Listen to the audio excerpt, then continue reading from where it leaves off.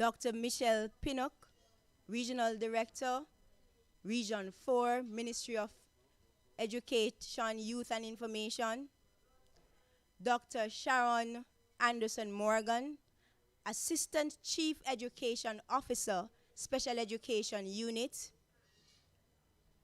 Mrs. Marilyn McCoy, Executive Director, Jamaican Association on Intellectual Disabilities, JADE.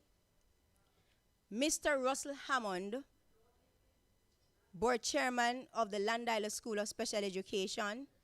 Education Officers, Miss Dion Gale and Mrs. Jacqueline Brown. Our presenters, Dr. Heather Ferguson, Dr. Latricia Stallard, Dr. DeJaris Coles White, Mrs. Natalie Francis. Our sponsors, NCU 91 FM, the Foster Triplets Ministries, Savannah Lamar Medical Center, teachers and staff, parents, and other invited guests. Pleasant afternoon to you. We are coming to you live from the Montego Bay Learning Center in Catherine Hall. Today is a very special day for us, and we want to thank you for your patience thus far. It is our hope that as you join with us, today will be an enlightening and rich experience. Without any further ado, I will invite Officer Seeley, Sergeant Seeley, to lead us into prayer. After which, we will hear from our interim principal with the welcome and the profile of the school. Mr. Seeley.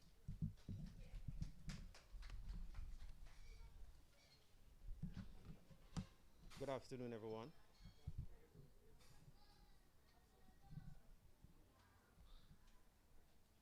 Let us pray. Almighty Father, we gather here this afternoon to give thanks.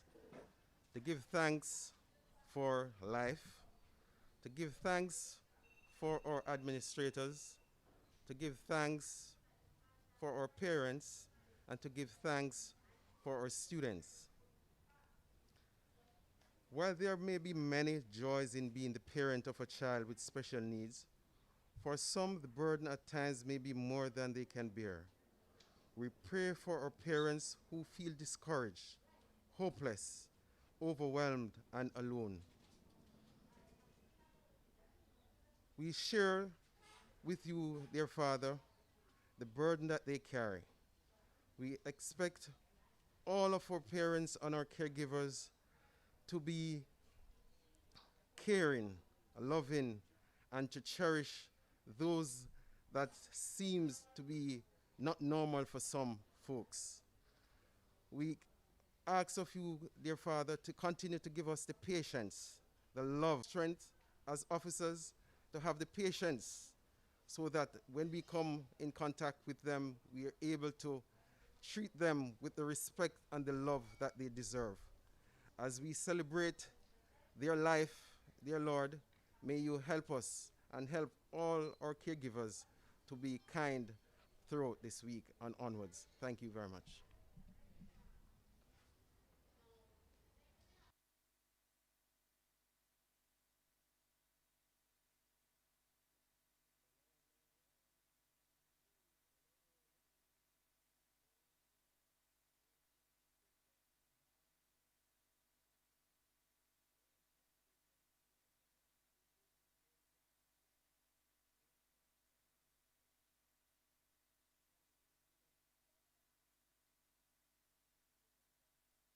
Some call it unprecedented, others say the times are transformational and innovative.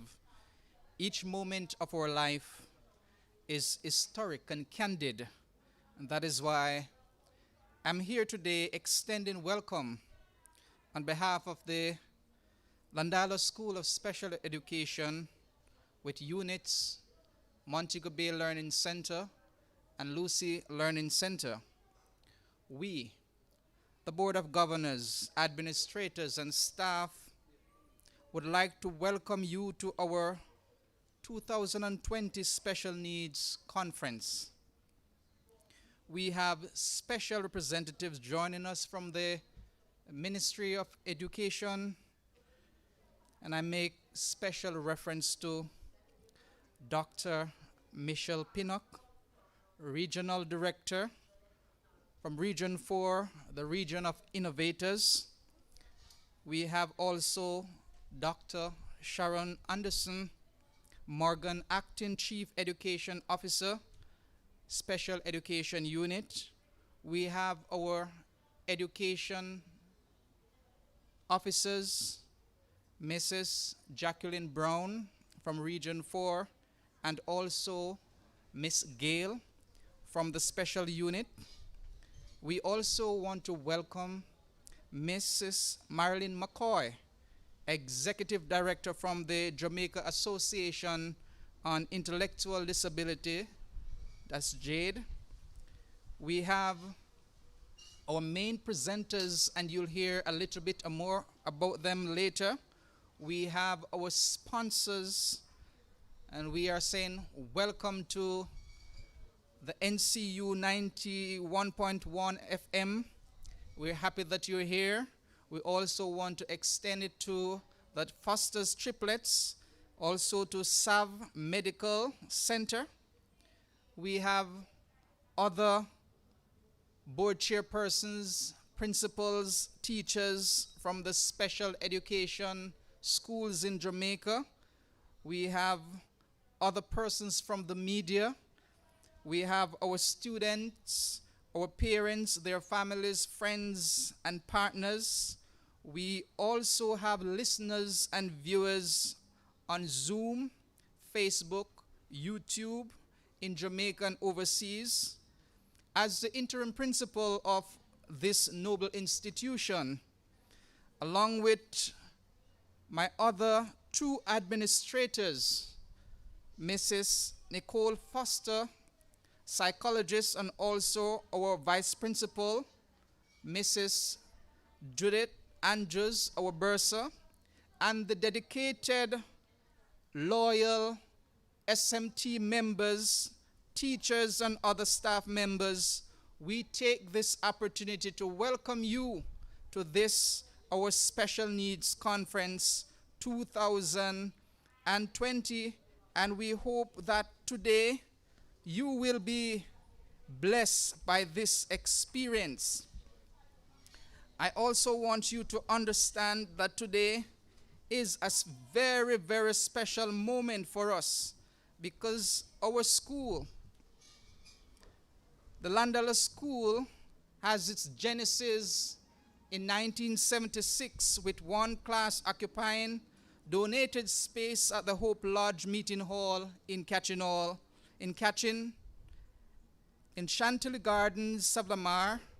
It was through the instrumentality of a member of the Hope Lodge who had a daughter with intellectual disability and the Jamaica Association of Mental Handicapped Children, that is JAMHC, now JADE, that the institution was started. At the beginning, there were 5 students, 1 teacher, an assistant, and United States Peace Corps volunteer. By 1979, the number had grown to 20. Since then, we have continued to have students entering the institution.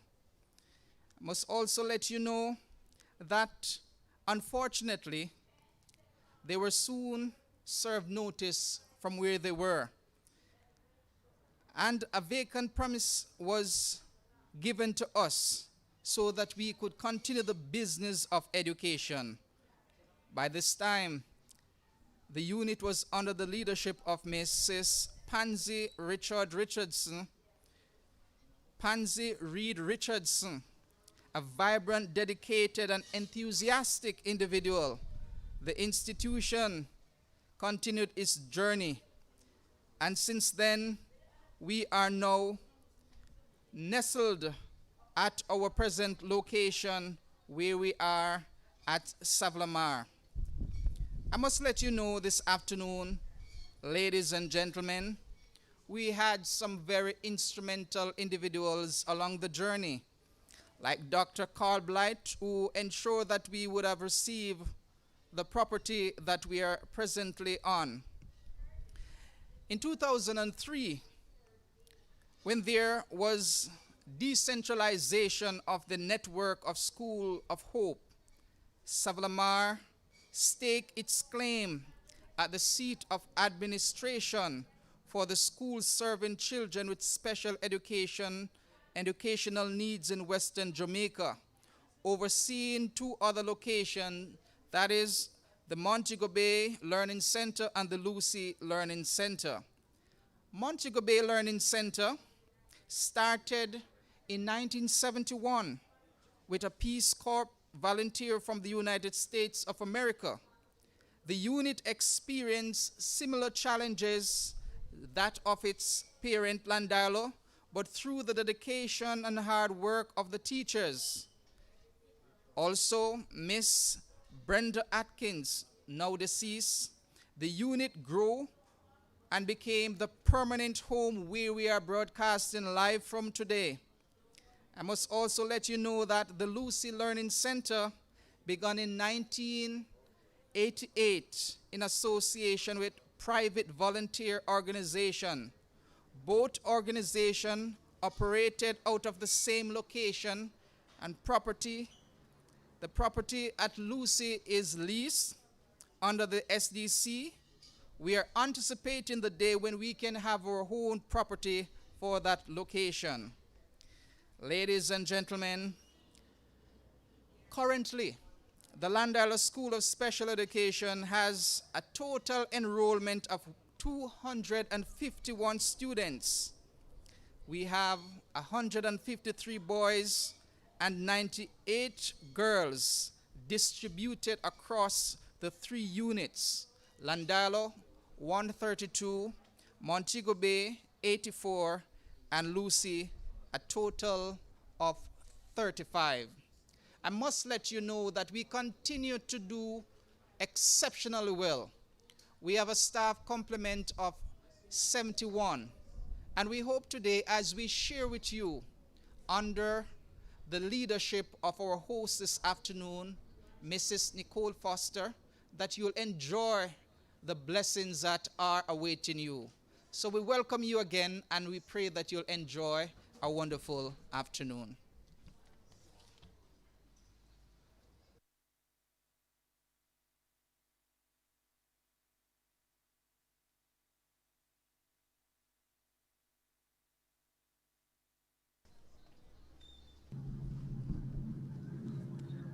You've heard it, ladies and gentlemen. The Llandilo School of Special Education is a joint venture between the Ministry of Education and JADE. So, of course, you see that there's collaboration. Let me now invite Dr. Michelle Pinnock to bring greetings on behalf of the Ministry of Education, Region 4. Over to you, Dr. Pinnock. Good afternoon. Mrs. Foster, our chairperson, Dr. Sharon Anderson Morgan, our ACEO in Special Education Unit, Ministry of Education, Youth and Information, other officers of the ministry, members of JADE, our valued and valuable partners from Andrews University in Michigan, our facilitators, to our chairman of the school board, Mr. Hammond, our acting principal, Mr. Hewitt, and all members of staff of the Llandilo School of Special Education, principals, teachers, parents, community members, members of the media, stakeholders, all, ladies and gentlemen, boys and girls, good afternoon. I bring greetings on behalf of our Minister of Education, Youth and Information, Honorable Favour Williams, our State Minister, Honorable Robert Morgan, and the entire staff of the ministry, especially those of Region 4. The ministry commends Mr. Hammond, the chairperson and members of the board, Mr. Hewitt, our acting principal, and the team at Llandilo School of Special Education for their unwavering commitment to our students, parents, teachers, and community members. We are called today to remain focused on improving the lives of our students, especially those of Llandilo School of Special Education. This conference calls upon us to see what everyone sees and to think about what no one has yet thought about. I am sure that this experience will inspire you, our parents and educators, to continue to take the hands of our children, open their minds, touch their hearts forever as you create learning experiences that awaken joy in them and which results in a deeper of understanding. Colleagues, know that your effort will create a ripple effect in our island home, Jamaica. Teachers, know that what you do matters, and it certainly will have a positive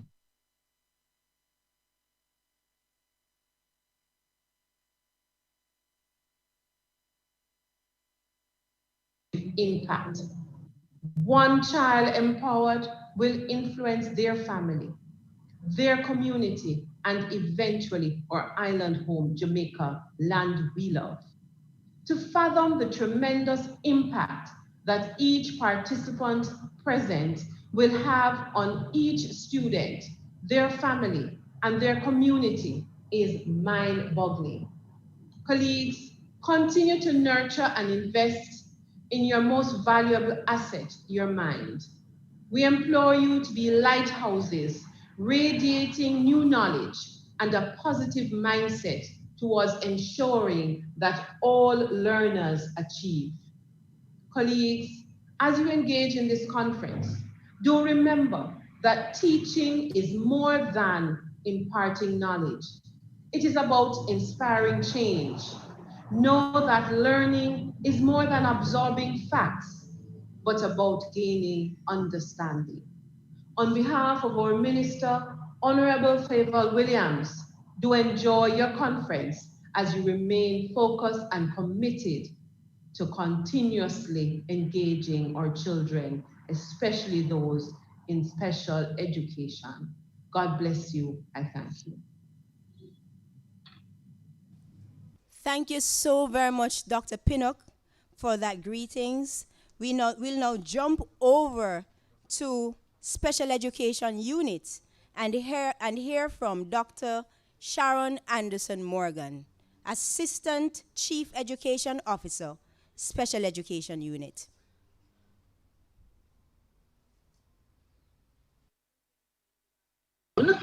My colleague, Dr. Michelle Pinnock, has done a fantastic job in acknowledging everyone. I'll just like to add my acknowledgements to the Executive Director of the Jamaica Association on Intellectual Disabilities, Mrs. Marilyn McCoy, and also to just also acknowledge the Chairman of the Board of Governors, Mr. Russell Hammond, and the Interim Principal, Mr. Gregory Hewitt. Ladies and gentlemen, I am thrilled to participate in this event this afternoon on this Disability Awareness Week as our country celebrates and commemorates this very significant event, tomorrow being the International Day of Persons with Disabilities. And this year, the United Nations celebrates under the theme, Building Back Better, toward a disability inclusive, accessible, and sustainable COVID-19 world. The theme of your conference supports this theme aptly, supporting our students with special needs, narrowing the gaps. It's very relevant, especially in this period as we go through a pandemic, because this COVID-19 pandemic has certainly highlighted the various inequities in our system, which continue to create barriers for our students with special needs. Our children with special needs have been among the most affected since they already faced so many barriers prior to this period. The special education unit, as a special education unit, we are aware of some of the gaps that exist in the system, and that includes the need for these special education support services like our speech therapy and our occupational therapy. And I noticed that you have most of your presenters are persons who are skilled in these areas.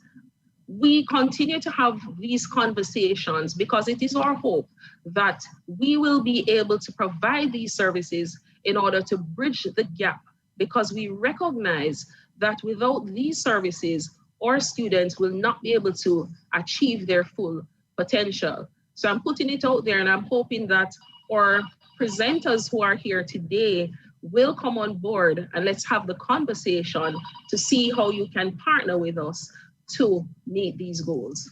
So the special education unit is really pleased to be a part of this conference today. And we want to wish you a very stimulating conference, one which will lead to great opportunities for networking and partnerships that will go beyond this period, that will serve to continue to help to make the lives of students with special needs better as they access education and all the other related services. So I greet you well, and I want to wish for you a great conference as we continue as partners to respect, to protect, and to fulfill the rights of persons with disabilities. Have a great conference, and may God bless you richly. Thank you, Dr. Anderson Morgan. I noticed you mentioned some very key terms, and I'm just pulling two from your greetings. You mentioned networking and partnership. And it's interesting that you said it, because in May of this year, Dr. Heather Ferguson and her team of over 20 persons were supposed to be at the Llandilo School of Special Education. And ladies and gentlemen, I want you to understand this. When I say Llandilo School of Special Education, I am making reference to our 3 units. We have one in Savannah Lamar, one in Montego Bay, and we have one over in Hanover. Now, they were going to be with us for 3 weeks. And they were going to provide us with skills in occupational therapy, speech and language support, and physical therapy. They were going to work with our students, with our parents, with our teachers, and of course, we are not selfish. So we even made plans for other teachers in the regular schools to be a part of a conference that we were going to have where they could be trained. So this is definitely a partnership. And this is just the beginning of the relationship that we are sharing with our family from the Andrews University. Now, you've heard from the Ministry of Education, and of course, we could not continue without hearing from the Executive Director, Mrs. Marilyn McCoy from JADE. But just before she comes to us, I want to ask kindly, persons who are on Zoom platform, who are not presenters or will not be doing any such activities relating to the program, I'm going to invite you to join with us on YouTube and Facebook at the Foster Triplets, where you can be a part of the program and sharing your chats and so forth. We are having some technical challenges with the internet. So we have to have a minimum, we have to have as least as possible on the Zoom platform. So could you please just exit from Zoom, those who are not participating directly in the program, and join us, please, at the Foster Triplets on YouTube and Facebook? On YouTube. Thank you so very much. Now, Mrs. McCoy, it's now over to you, ma'am.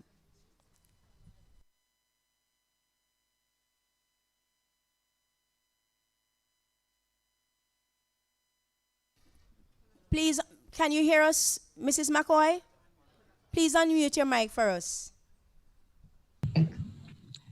to Perfect. Thank you. our moderator, Mrs. Nicole Foster, Dr. Michelle Pinnock, Regional Director for Region 4, Dr. Sharon Anderson Morgan, Assistant Chief Education Officer, Special Education Unit in the Ministry of Education, Youth and Information, Mr. Russell Hammond, Chairman of the Llandilo School Board, guest presenters, educators, and other professionals, parents and friends, good afternoon. On behalf of JAID, I'd like to congratulate the Llandilo team for conceptualizing and hosting this conference. As I looked at the lineup of presenters, I have no doubt that this event will facilitate conversations around the role of specialist support services with children with intellectual and other disability groups. Intellectual disability is characterized by deficits in mental capacity as well as adaptive skills, including communication and self-care. Our children will struggle with communication, social skills, and behavior challenges. Some have secondary conditions along with intellectual disability, which will require additional support to address their varied needs. A variety of therapeutic interventions implemented among this group of children is therefore a necessity to improving their educational outcomes. These interventions will not only address the specific challenges experienced by the students, but will enable the inclusion of structured accommodations and modifications in the learning environment, a more effective curriculum delivery, and improved educational performance. JAID has, over the years, provided access to some specialist skills for children in our network of schools as a result of partnerships established with international agencies facilitated through the Planning Institute of Jamaica. We were also able to share those professional skills with other agencies serving persons with disabilities. JAID remains committed to continue to seek partnerships to identify these specialist skills to assist us in building the capacity of our children, educators, and parents. I look forward to a productive discussion. And one day, I anticipate that day when some of these specialist skills are made accessible through the Ministry of Education for students in public special education programs across Jamaica. We wish you a very productive conference. Thank you.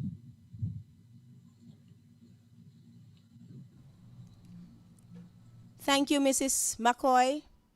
Well said indeed. Now, for this conference, let me quickly just mention the objectives. The first one is, it is our aim that today, caregivers and teachers with basic strategies it is our hope to provide caregivers and teachers with basic strategies in occupational therapy, special speech and language intervention, life skills, and physical therapy. It is our hope that parents will garner support in these areas so that they can better help their children to narrow the gap. As our theme says, supporting our children, narrowing the gap. I notice I'm hearing the sound of ice cream van, so I don't know if anybody had ordered any. So not to worry, it's coming your way very soon. The next one is to sensitize the wider community on some disability issues, because the reality is, as Mrs. McCoy mentioned earlier, our students, based on their disabilities and other secondary illnesses and disorders, they will have additional concerns such as fine motor skills and speech concerns. So when they get the support from these therapists, then the gap will be narrowed so that our children can lead more productive lives. I now invite Mr. Russell Hammond, our board chairman, to bring greetings. Mr. Hammond, over to you. Thank you very much, Mrs. Foster, our Vice Principal at Llandilo School of Special Education. Acknowledge the Regional Director in the Ministry of Education, speaking on behalf of the Minister, along with her entourage of other directors within the ministry, the acting principal of this school, Mrs. McCoy, Executive Director at the Institute of Disabilities, Intellectual Disabilities. And to be safe, let me say, if I'm leaving out anyone, I just acknowledge my lords and masters and mistresses, because I see very few masters in the room this afternoon. One cannot help but to acknowledge the vision of Mrs. Duncan, the founder of JADE.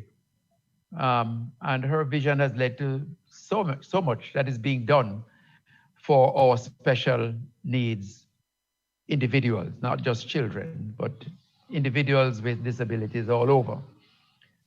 I've always considered it a blessing for those of us that are given an opportunity to play a role where persons with disabilities are concerned. They're very special people, and those that are given the opportunity to teach them, to administrate their affairs, have a special blessing, a blessing that we must never ever take for granted.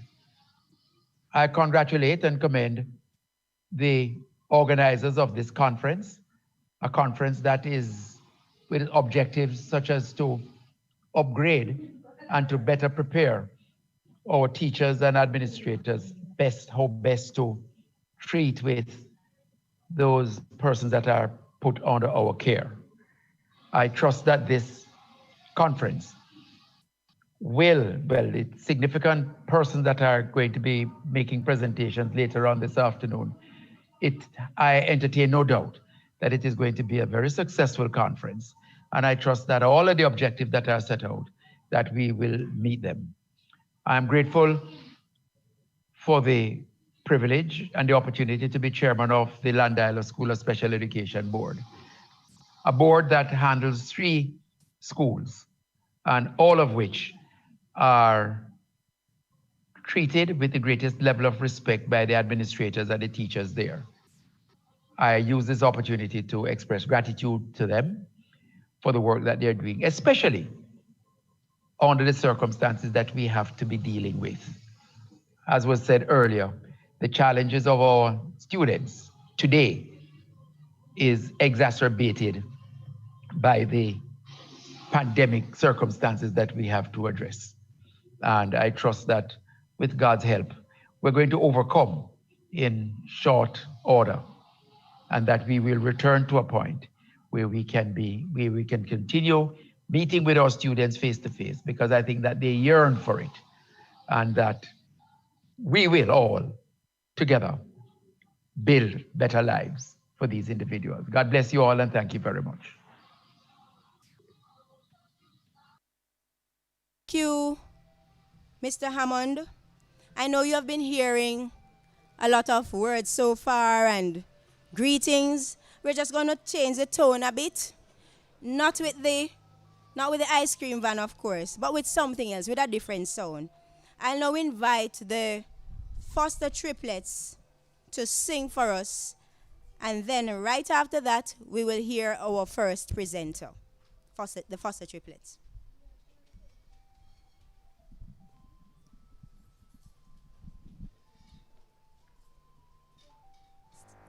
You know, I'm so happy that Jesus is passing by. So know what?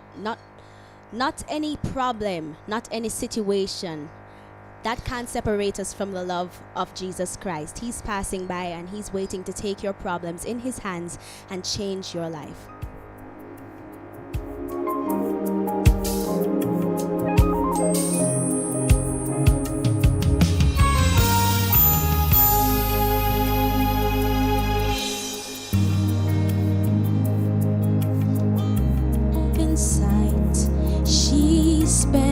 her days, all alone and sad, shunned by the world and her friends. No one was loyal, not to the end. None to help, none to care, none to come down just to share. But she found hope in a man from Nazareth who gave strength to the weary and hope for fair. He's the man from Nazareth, the healing power of God. There's strength in him, that's man from Nazareth. I heard he was passing by my way. I put my hope in him, pressing forward, struggling hard just to get to my Savior and only friend. None to help, none to care, none to come down just to share. But she found hope in a man from Nazareth who gave strength to the weary and hope for fair. He's the man from Nazareth, the healing power of God. There's strength in him, that's man from Nazareth. I touched the hem of his garments,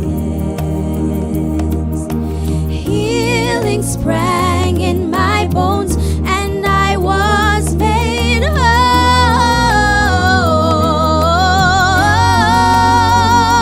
My soul,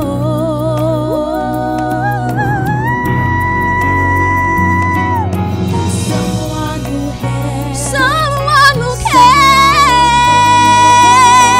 one who came down just to share. Yes, I found hope in a man from Nazareth who gave strength to the weary and hope for fair.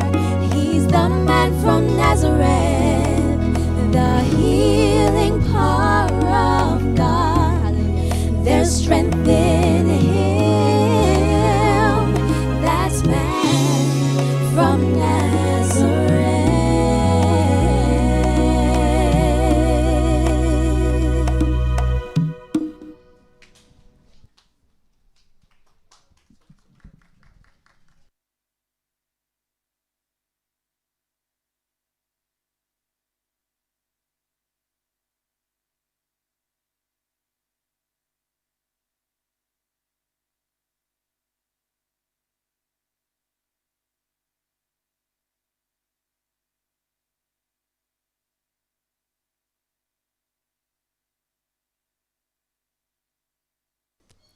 Thank you very much, Miss Walker, for cleaning up for us, doing a great job sanitizing.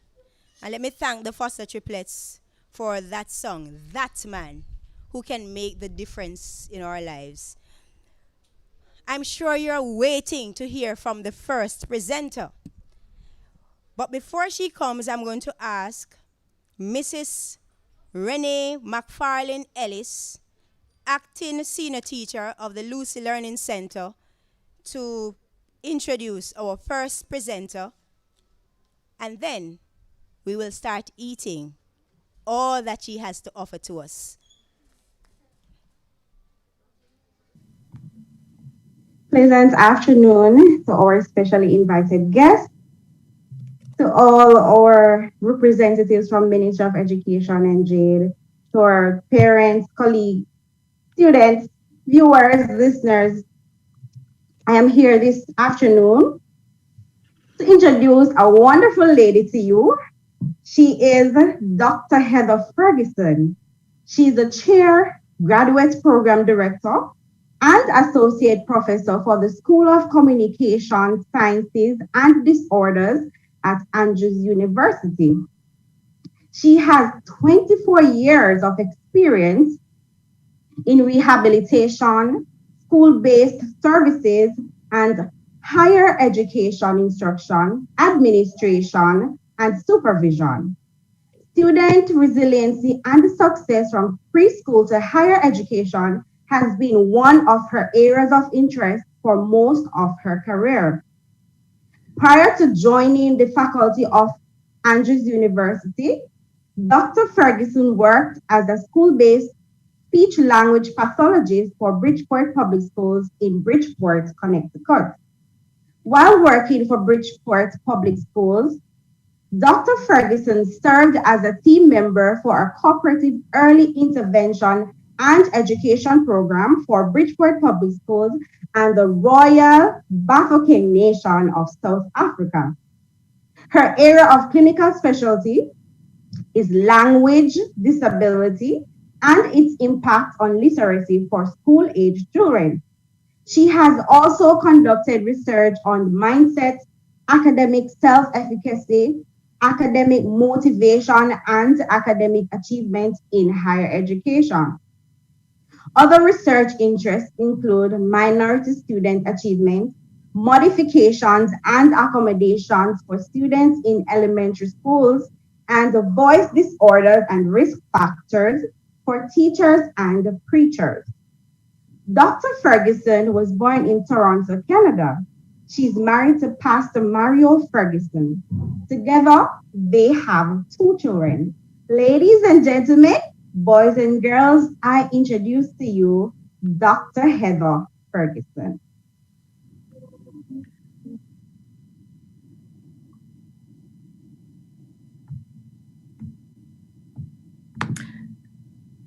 Good afternoon, everyone. I'm hoping that you can hear me.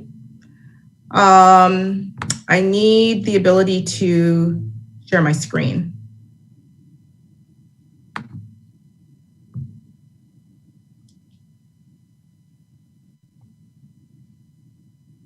I'm not sure if I'm being heard there. Yes, we're hearing you loud and clear. Go right ahead. Okay, wonderful. Thank you. So while I am doing that, I just wanted to take a moment to thank Nicole Foster, our moderator, and everyone from the Llandilo School for hosting this amazing event. We at Andrews University are excited to partner with the Llandilo Schools of Special Education. And, you know, as Mrs. Foster mentioned, we had great plans to spend some time this summer in Jamaica at the schools with actually about 24 of our students and 8 faculty. And we were going to spend this time working with some of the children at the schools in the areas of speech and language, as well as getting some consultation from occupational therapy and physical therapy, but COVID. That's all we can say. But hopefully, you know, with technology, we will still be able to connect.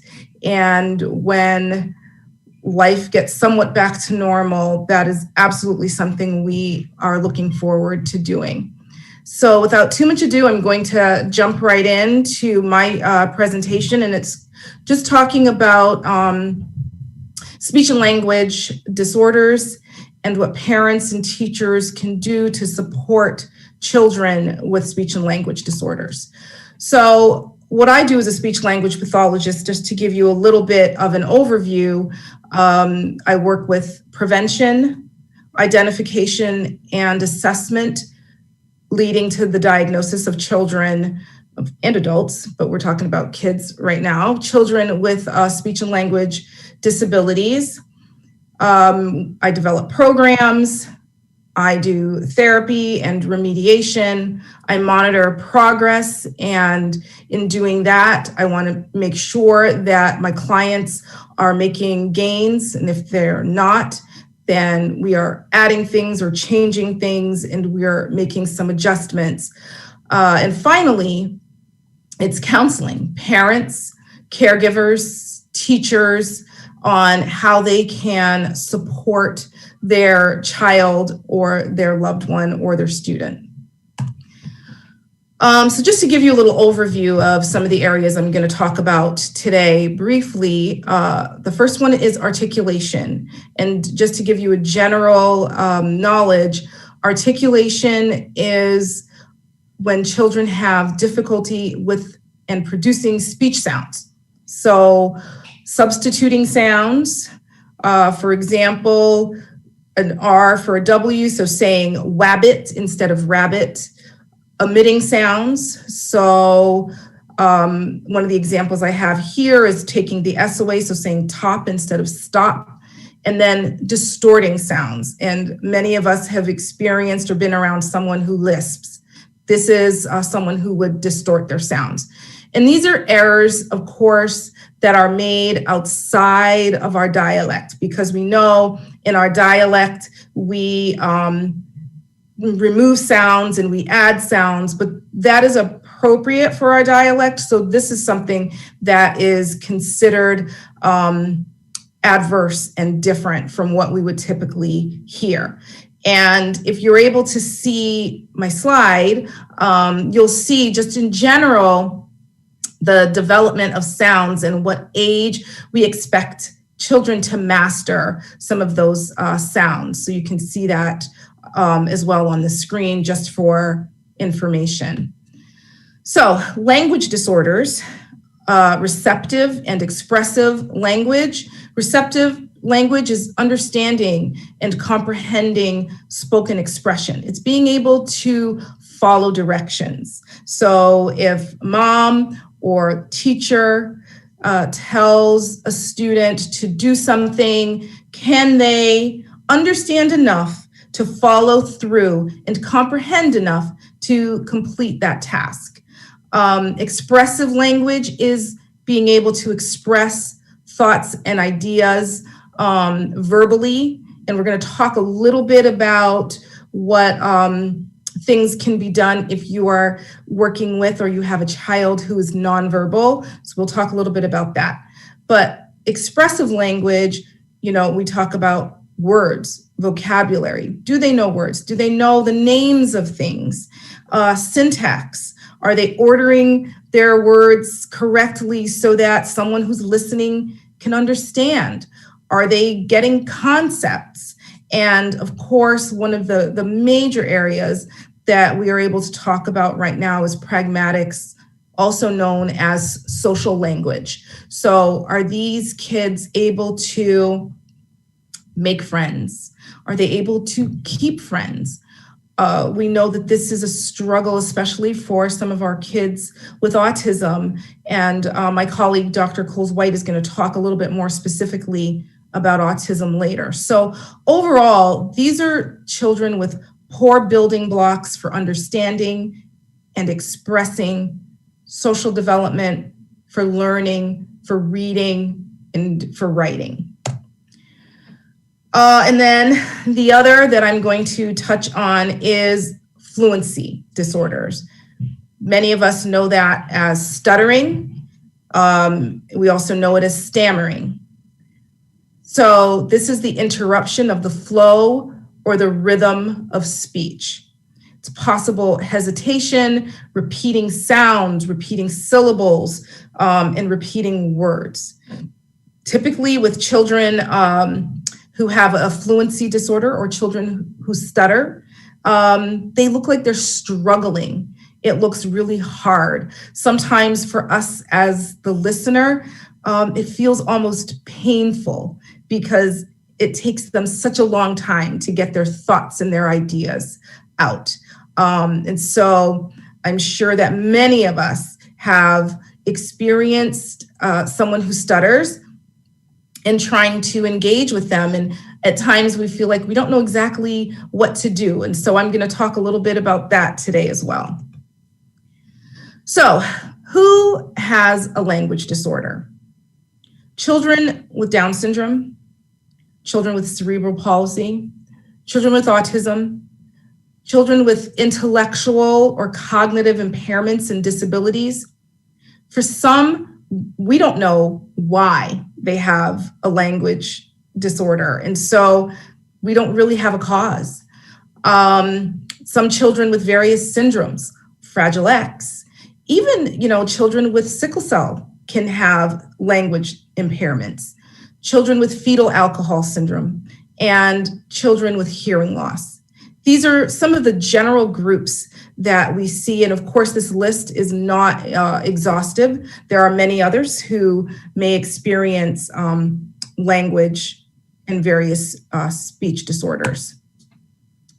So, how do children with speech and language disorders feel?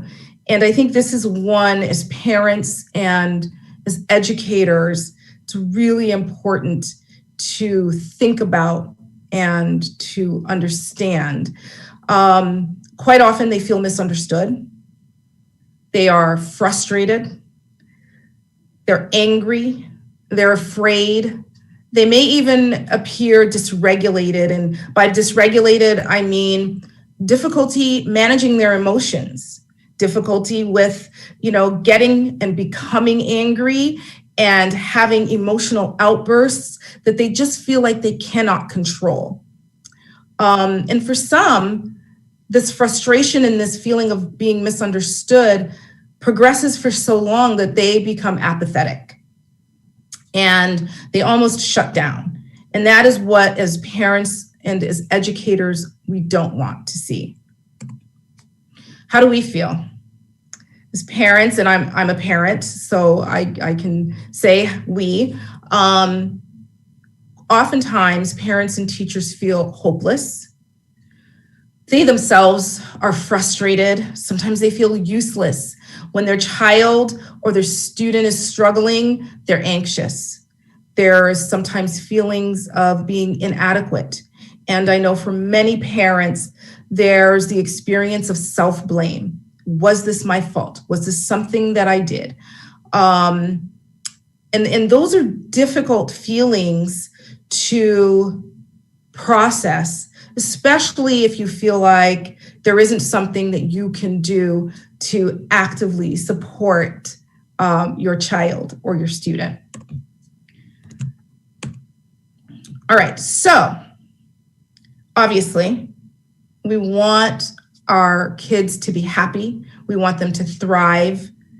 We want them to communicate, socializing, and believe it or not, because they're kids, we actually want them to be a little mischievous sometimes, right? That's being a child. That's being typical. And so these are some of the things that we want as parents for our special needs children to be able to experience thriving and happiness and being able to get their thoughts and their needs,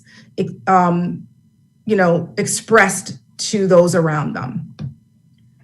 So as parents and as teachers, these are the two areas, the prevention area and the counseling area, where you are most instrumental. And I think it's important because typically a therapy session is a half hour, maybe an hour a week. What happens to all those other hundreds of hours in the week when this child is not in therapy? And so this is the parents and the teachers. And we're going to talk about some of the things that they can do. All right. So for articulation disorders, and remember what we said that is difficulty with speech. Here are just some things that you can do and some things that you really shouldn't do. So let's start with what you should do. Modeling. So if there is a sound or a word that is difficult for your child or your student to say, you say it. And you say it as many times as you can. and you keep saying it. Why? Because they're hearing it.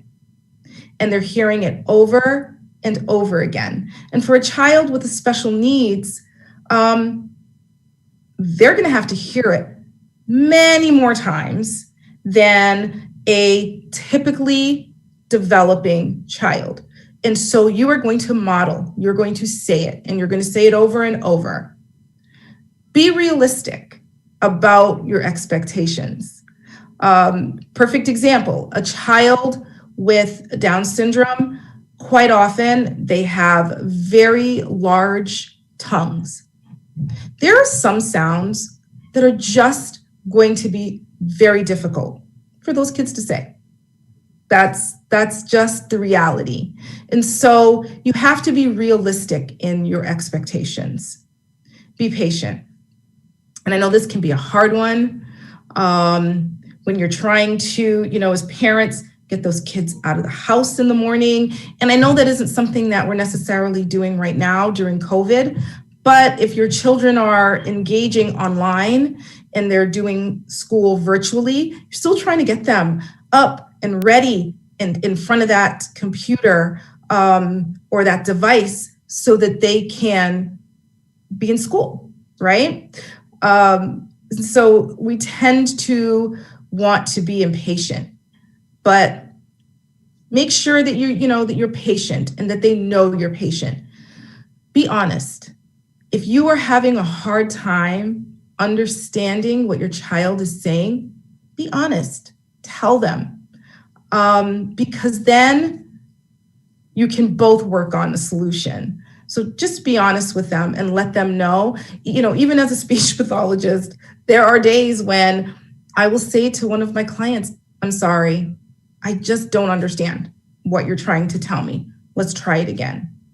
And that's okay.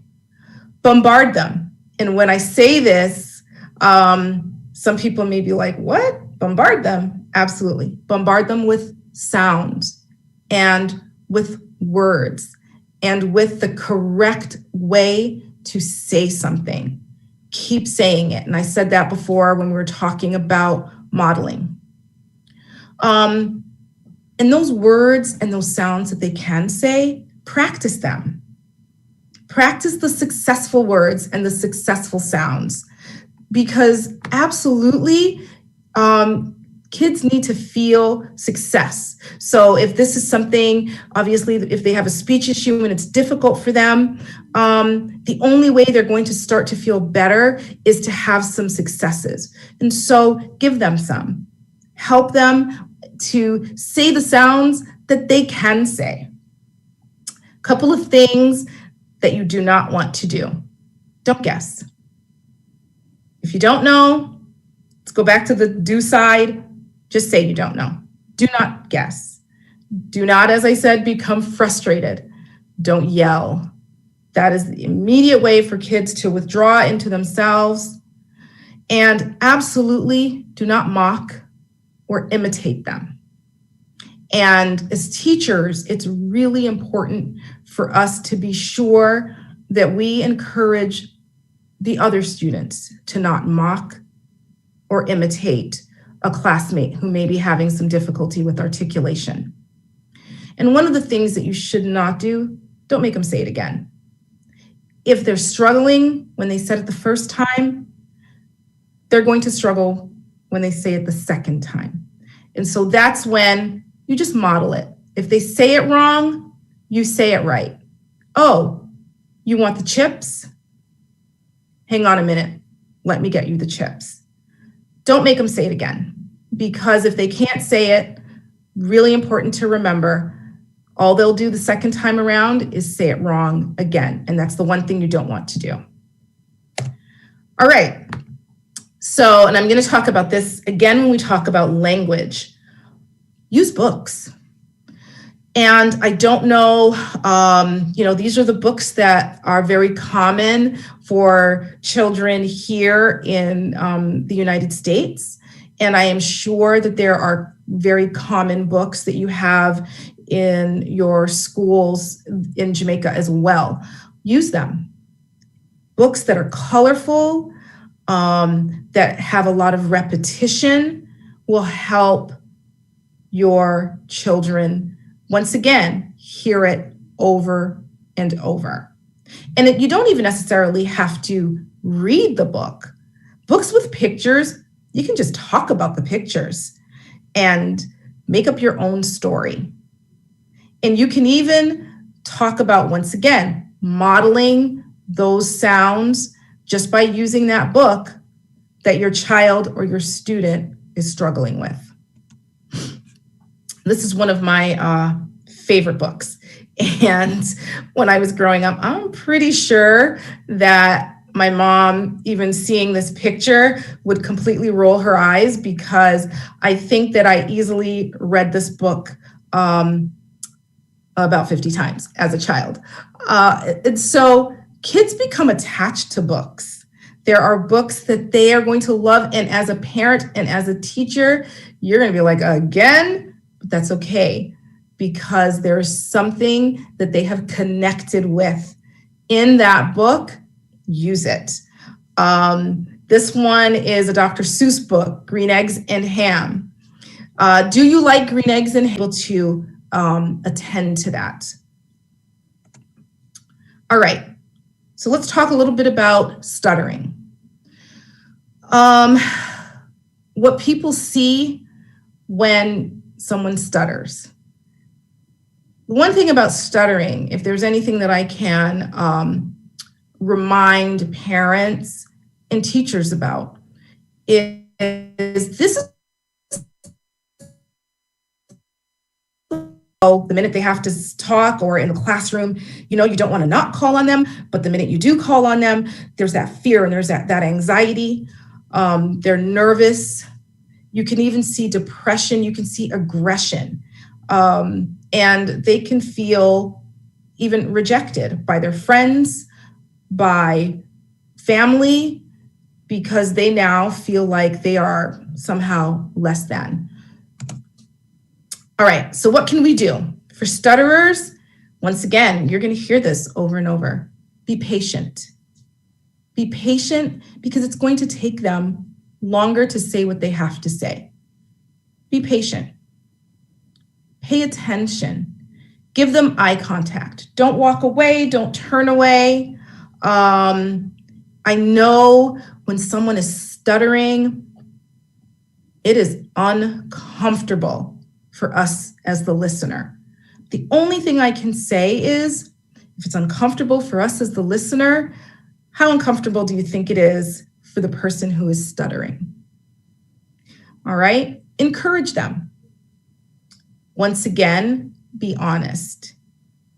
If you are struggling to understand what they're saying because they have so many episodes and experiences of stuttering, tell them, let them know that. All right, if it's a teacher or even family, help other children and help other family members to take turns talking. Don't try to talk over them. And once again, teach them to be patient. Speak with this child or young adult in an unhurried way. Taking turns talking and listening. They need to know that they have your attention and that you are there, that you are with them.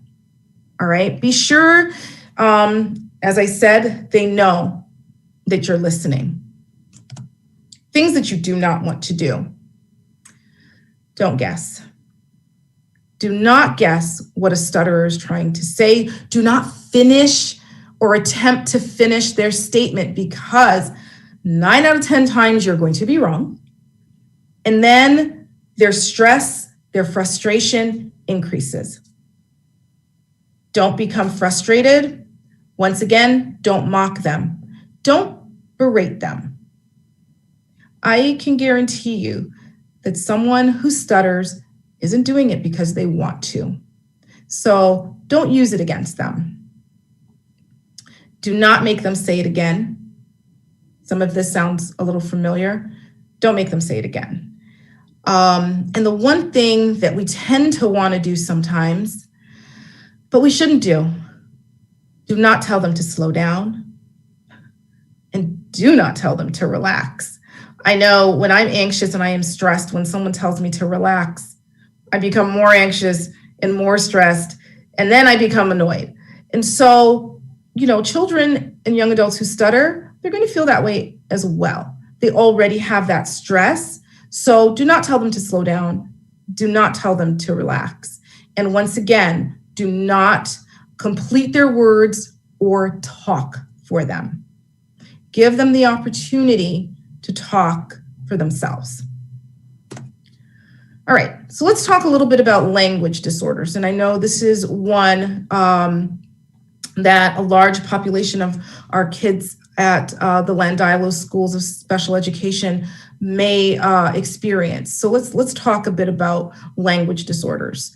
This is difficulty following directions,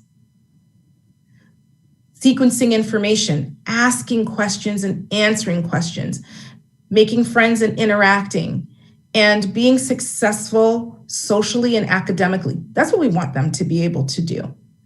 All right, so let's talk a little bit about what we can do.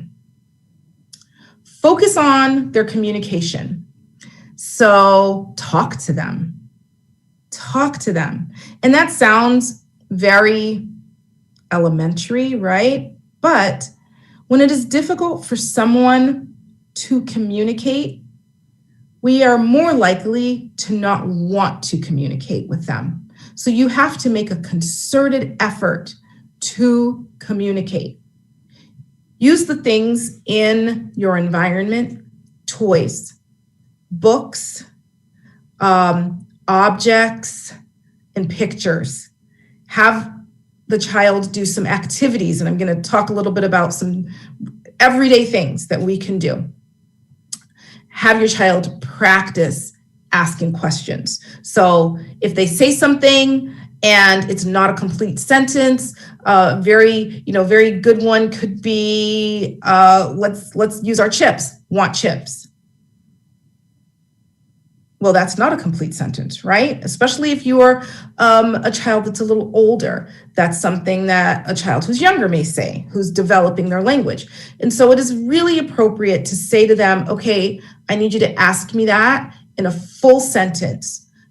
I want you to say, I want chips.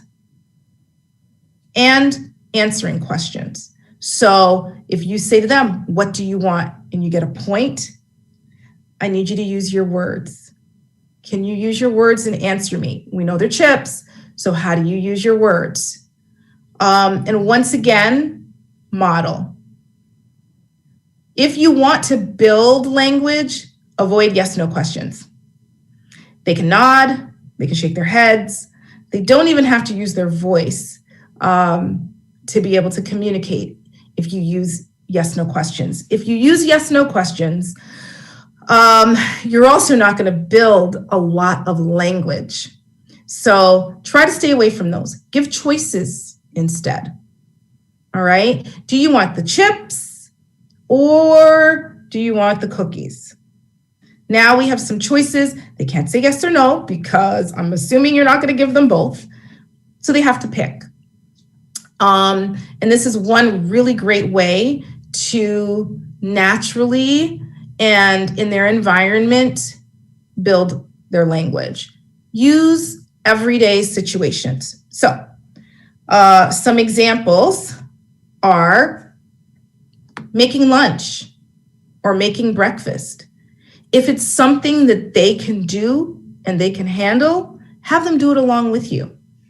Or have them tell you how to do it. They're giving directions. They're paying attention to details. This little guy is making a peanut butter and jelly sandwich. So, if he was telling his dad what to do and he said, put the peanut butter on. Well, I would take the peanut butter and pretend like I was going to put it on my hand. You didn't tell me where to put it.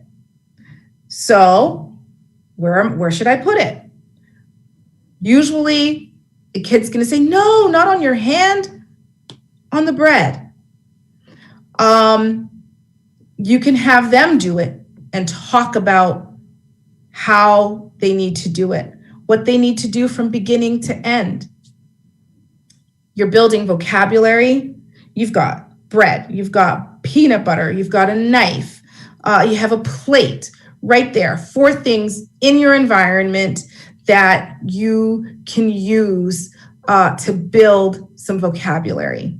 So a great activity, things that you do every day.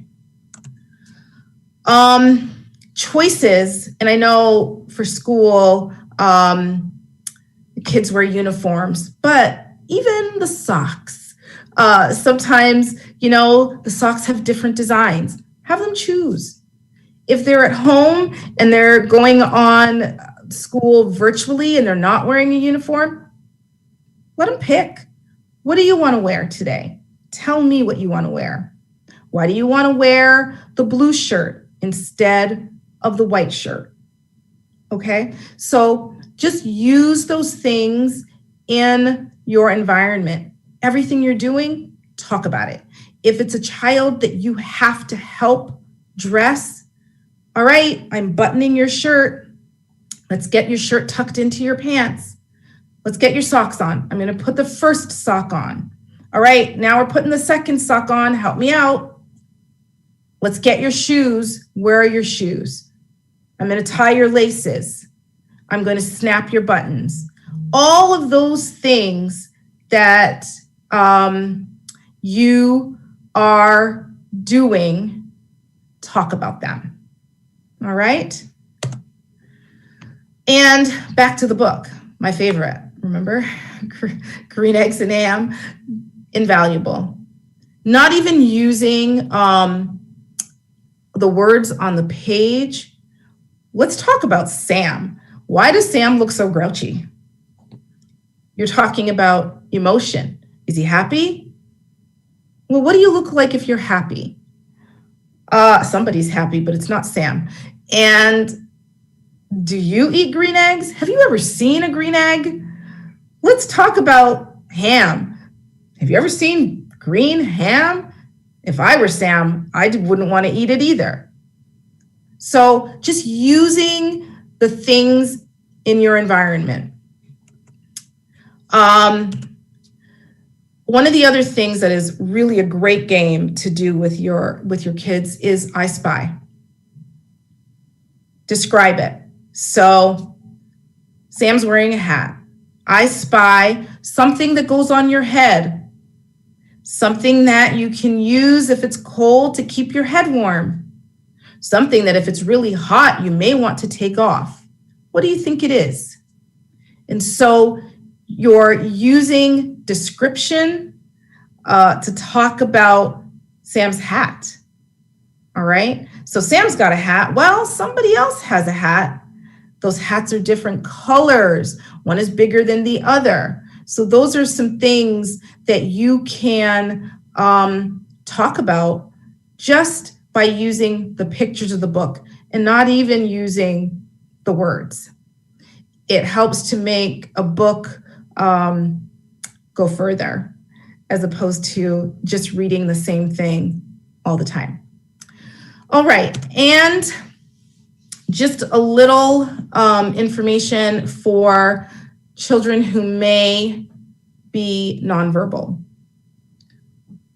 If your child or your student is nonverbal, one of the things that you can do is come up with very simple pictures to especially help describe feelings. That's usually one of the basics, right? And communication boards can be very elaborate, I will definitely say, but for everyday needs, you want to know if that child or young adult is nonverbal. How are they feeling? What may be wrong? What do you need? And so just using some basic pictures, great way to help them identify and express how they're feeling. And this is something that you can do even with a child who is verbal. You can totally use these pictures to support their language as well. So happy, sad, angry. There are just lots of simple pictures. You can find a picture for hungry. You can put them on your phone. There are some really great apps that are free. I know that smartphones and tablets are very accessible now. And so that is something that you can even use. Here are a couple of apps that are free. So the Let Me Talk app, you can download that from the Apple App Store. You can also download it from the Android. Cough Drop, another one. Calmboard. What's nice about these apps, you can actually take photos and put them on a little board on your phone. And so you can take photos of your child's shoes. It's theirs. They own it, they know it, they recognize it. And so you can show them that picture. All right, it's time to put your shoes on. When you're about to put their shoes on, you can show them that picture. There are some other great, simple yes, no's when the answer you need is yes, no. Really easy to download a picture of a yes and a picture of a no to your phone and help them understand the yeses and the nos. All right. Okay. That is, really all I have to share. I know it was quick and in a nutshell, and I am willing to take a few questions.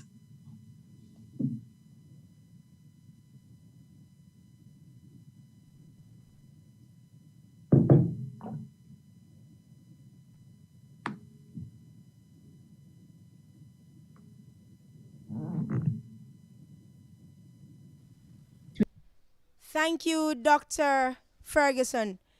That was an enlightening presentation. And we got some questions from the chat. And I'm going to invite persons who are watching. If you have a question, please just write it in the chat and we will ask Dr. Ferguson to address them for us. One of the questions we got is, how do you address when a child speaks in a strange tone of voice? What can you do to help that child? So I'm assuming when you say tone of voice, maybe their voice is really high or their voice maybe really low. One of the things that I would do is I would definitely be direct and let them know that it is high. And use some things that are visual. So for example, I would tell them, your voice is up here. Let's see if we can bring it down here. Okay. Use some visuals with them to help them. Sometimes what you will find is that some of it is habit. And so it's a habit that you want to try to break early. It's a habit that can also lead to some voice disorders if we're not careful. And I want to make sure, are we talking about monotone voice? Or literally just like they're high-pitched talking? So if I'm assuming that the person is mentioning about high pitch, where it's always high pitch. So yeah, so that is definitely something that I would do. Let them know their voice is up here and we want to bring it down here. If they're really young, when they bring it down, reward them, reward them in some way. But definitely make sure it isn't, as I, say, when you're dealing with any speech and language disorder, and probably most of the other professionals who are going to share today, you want to really try to be patient. And I know that it can be difficult sometimes, but that is really, really important. Thank you. One other question, Dr. Ferguson. You mentioned about Down syndrome as one of the disorders that that they have, that they come with hearing concerns. Can you just briefly explain as to why that would be the case for a child with Down syndrome? Sure. Children with Down syndrome, from a speech and language perspective, they are very involved. They have issues with their speech, so with sounds. Some of that comes from difficulty with hearing. They're a population that tends to have a lot of ear infections.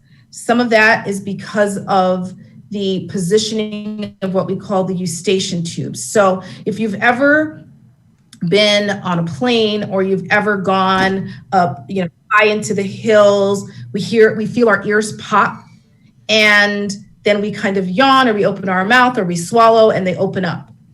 That is our eustachian tube. And our eustachian tube has a certain size, typical size, and typical shape. It is also the tube that helps to drain fluid from our ears, from our nose. It's all connected. And children with Down syndrome tend to have very abnormally shaped and very tiny eustachian tubes. So as we grow up, our eustachian tubes kind of go vertical. Theirs tend to stay a little more horizontal. And of course, if they're horizontal, it makes it very difficult for them to drain. And so they can have a lot of ear infections, a lot of what we, ears just feeling kind of clogged and stopped up. And so if they're not hearing, they're going to have a really difficult time communicating, and they're going to obviously have a really hard time learning sounds in the typical way. So that is kind of in a nutshell how hearing is kind of directly linked to Down syndrome. Thank you. I noticed that several questions are coming in at this time. One of the questions is, how do you deal with echolalia? And another parent wants to find out if her child has cerebral palsy, at what age should she start speech and language intervention? So echolalia is something that is really synonymous with autism, and Dr. Coles-White, I'm going to leave that one for her because I'm almost sure she's going to touch on that in what she's going to talk about. And the other question was, say that again, I missed it. Oh, the next question is, at what age should a child with cerebral palsy start speech and language intervention? Never too early, ever. Thank you. It's never too early, period. We work with children. We have here in the United States a program that is called Birth to 3. And it literally is birth to 3. We are working with children from birth all the way up. It's actually better to get in there as early as possible, because you are impacting and you're affecting development. Pure and simple. So earlier the better. Okay, thank you very much. So the earlier, the better. Absolutely. And thank you so very much, Dr. Ferguson, for answering the questions and for the lovely presentation that you just did. I know this is just the beginning of our partnership. So ladies and gentlemen, you will be seeing and hearing more from Dr. Ferguson and her team. We are going to move on quickly now to a little nugget. We want to present to our parents and caregivers that our children, even though they have a disability, they have the ability to do many things, but we have to give them the opportunity to do so. Now, I want you to watch now a video of one of our parents from the Montego Bay Learning Center. He is Mr. Richard Facey. He is a single parent. And I'm not going to let out any more of this. I want you to see it for yourself. We are touching on social skills and the importance of our children learning activities life skills now. We're looking at life skills now. The importance of our children learning how to do things. So let us hear from Mr. Facey. Today I have a very, very important person that I want you to learn about. He is Mr. Richard Facey. Mr. Richard Facey, he is a single parent and he has been doing an extremely good job with his 2 children with disabilities. You notice I did not say 1, I said 2 children with disability. You heard me correct. But what is so outstanding about Mr. Facey is the fact that he embraced his job totally and worked with his children in building their life skills and social skills.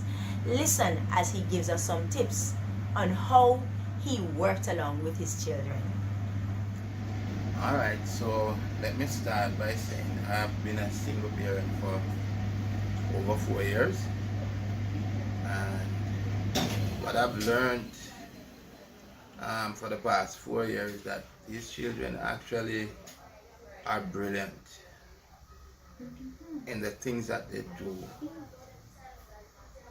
And some of the things that I've learned how to cope with children with autistic is that you have to fit into their space most of the time. So actually you have to bring yourself to their level in order to understand how they function. Thank you. Tell me about their ages. Okay, so Alicia is 20 at the moment and Maurice is 16. Okay. Now, there are many people believe that they have to spoon feed their children. They have to do everything for them. All right, well, no, I call my kids my hand and foot, and the reason for that is they practically do everything in the house. I most of the time has to try to beat them at it in order to get to do something in the house for myself, because they're up from very early in the morning. They wash, they cook, they clean. I call them readaholic because they read 24/7. So I really don't have much to do than to give them 100% of your time, love them undivided, love them as if it's the last day you're gonna be around them. And one thing I've learned is they don't really work well in a home that has conflict or noise or people who are arguing. So once they are in an environment that is friendly and you can fit, as I said, to their level, they work wonders. I'm happy you mentioned that, Mr. Facey, because you have 2 children on the autism spectrum. And you're saying that your 2 children, they wash, they cook, they clean, they do all the activities around the house. Tell me the strategy that you use in order to get them to do things. Do, little life skills, wash, cook, clean around the house. One of the things you have to do as a parent is to get your children involved in the things that you're doing. So I'm in the kitchen and they are in the kitchen with me. We wash together, that's how we started out. And we do all the chores together. As a matter of fact, what I do most of the time to get them to where they're at now is we share the chores together. So if, say my daughter is in the kitchen cooking, I try to be inquisitive to find out what she's doing, and I try to be a part of it. So you must be a part of their life. You have to show them, like I said, love, unconditional love, and whatever you are doing, allow them to be a part of it. Because most people think that these kids might not be able to do things, but trust me, you give them that opportunity and they work wonders. I can remember in September when I feel I thought I had the COVID, so I isolate myself from them. I explain to them that, listen, you can't come into that room. So whatever you're doing, you have to put the stuff at the door, knock the door, and then I will come out and receive. So in the morning, my breakfast was ready. At lunchtime, my lunch was ready. At dinner time, my dinner was ready. And everything that I needed, I would have just called, or I would talk to them from in the morning. And it's basically that they would just adapt to and know exactly what to do. I taught my kids, even in the time of COVID, that listen,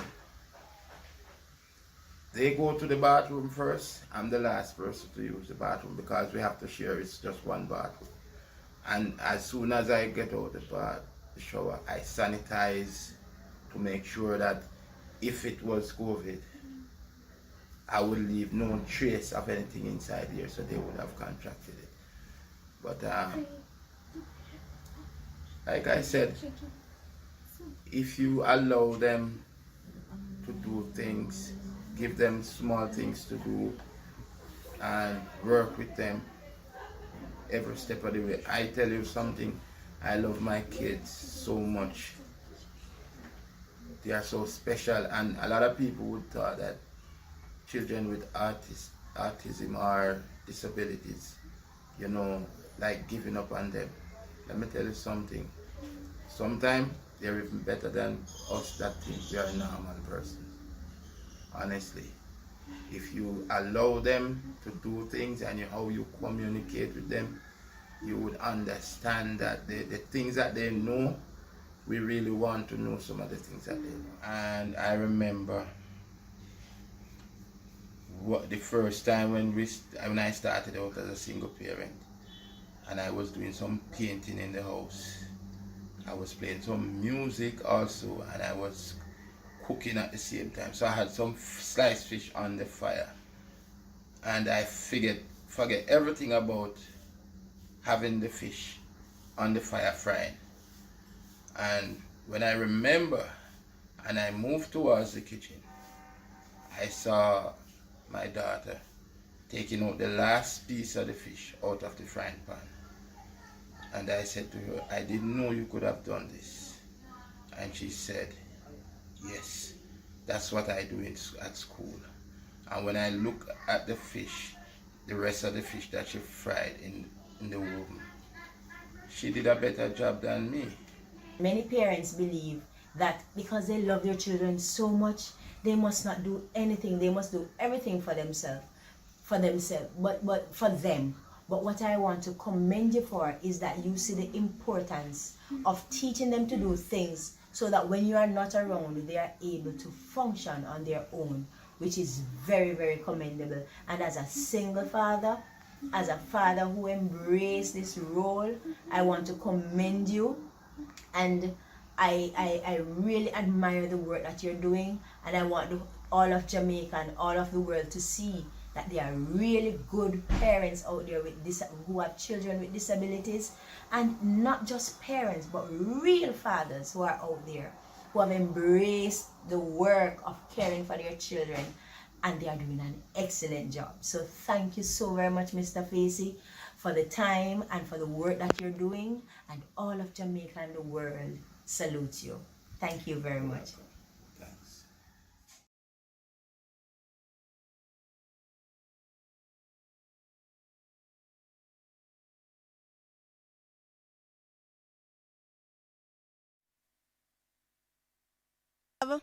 For those of you who just watch Mr. Facey, I want it to be something that for those of you who are fearful of allowing your children to be involved, remember, when you allow them to be involved in the activities every day around the house, it will only do them good, and it will help you in the long run, because remember, you will not be around them all the time.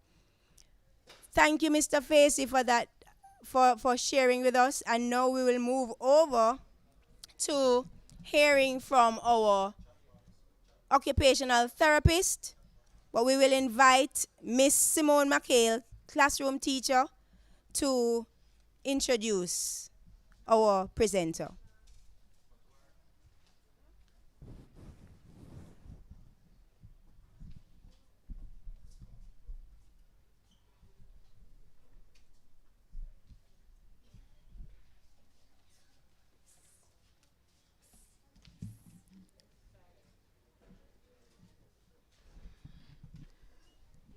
Good afternoon, everyone. It is a pleasure to introduce to you Mrs. Natalie Francis. Natalie Francis is an occupational therapist with Huntsville City Schools in Huntsville, Alabama. Mrs. Francis has 20 years of experience as an occupational therapist. She began her career in the areas of inpatient rehabilitation and acute care hospital setting. In the acute rehabilitation setting, Mrs. Francis served as the Director of Rehabilitation, specializing in wheelchair seating and positioning and stroke rehab. 3 years ago, she decided that it was time for a shift and transition to the school-based setting where she worked with children from preschools to high school. Mrs. Francis worked with students diagnosed with disabilities such as autism spectrum disorder, sensory motor, and developmental disorders. Mrs. Francis attended Oakwood University in Huntsville, Alabama, obtaining an associate degree in public health. She later attended Howard University, receiving her Bachelor of Science degree and professional training in occupational therapy. Mrs. Francis was born in Toronto, Canada. She is married to Jared Francis and has twin 10-year-old boys who keep her very busy. Ladies and gentlemen, boys and girls, please help me welcome Mrs. Natalie Francis.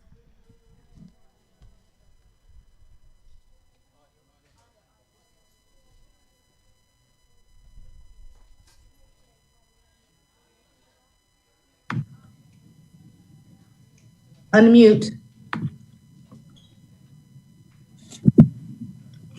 Thank you. I'm sorry. Thank you for that introduction. It is a pleasure to be doing this presentation this afternoon. I know that you probably hear a little bit of a similarity in Heather and my voice quality because we are actually sisters. And it is a pleasure to do this, especially because our parents are native Jamaicans. And so this feels like we're giving back actually through our profession to our native Jamaica. So without further ado, I'm gonna get started and share my screen. My sister is a little bit more, she is better at this than me because she is a professor. I am hands-on with the kids all day long, so presenting is not my forte, but we're gonna go forward with this and get started. Hold on a second.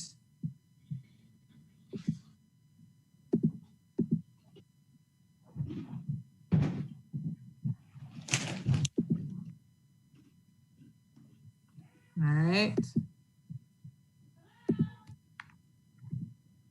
Hang on.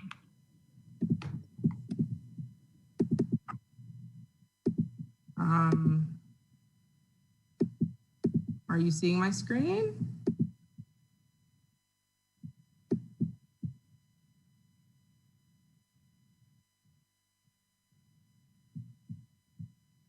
Okay, wait. I think I figured it out. Can you guys see my screen? Someone say yes. Someone say hey. Hey. All right, thanks. All right, so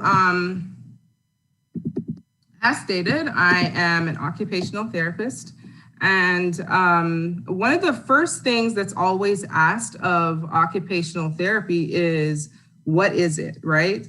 When you think of occupation, many people think of a job. You think of an occupation as a vocation. Within occupational therapy, occupation helps people across the lifespan participate in the things that they do every day. So when you think about occupation, we're thinking more in the terms of the things that you or a student would do daily. Occupational therapy intervention includes helping children, in this setting, of course, with disabilities to participate fully in the school, home, or social environment. A child's occupation, like I stated, includes playing, learning, and socializing. OT works with children and their families to help them succeed in these activities throughout their day. The core of occupational therapy is to promote function and participation. This can mean helping a child with concentration challenges, supporting a child with autism to socialize and to self-regulate. I think Heather mentioned about self-regulation. When you're talking about self-regulation, you are talking about the emotional, sometimes outbursts of a child. And so OT assists with that. Helping a child who uses a wheelchair to play with his or her peers, and helping a child with a developmental disability get dressed independently. And also helping all children to play with toys or use tools such as crayons or pencils.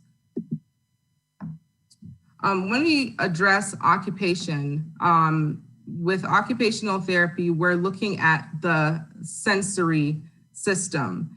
And so when you talk about your senses, many of us, of course, we know the 5 main senses, right? We know vision, hearing, the sense of smell, sense of taste, touch, but we also have some added senses to that as well, which is one, vestibular, and that's your inner ear.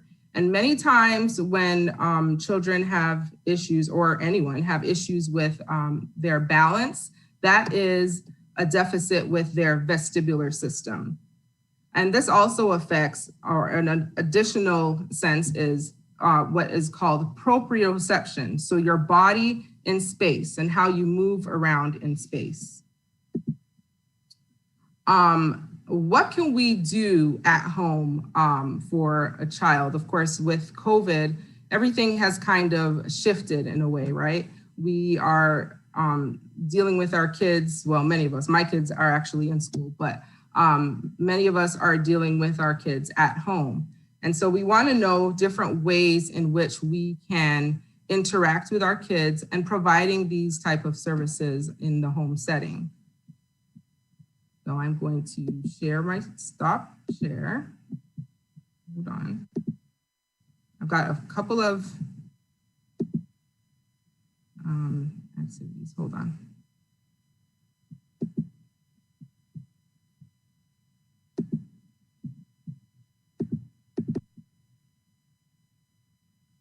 Okay, so some of the things that I came up with as far as one of the areas that many kids have an issue with is their fine motor functioning.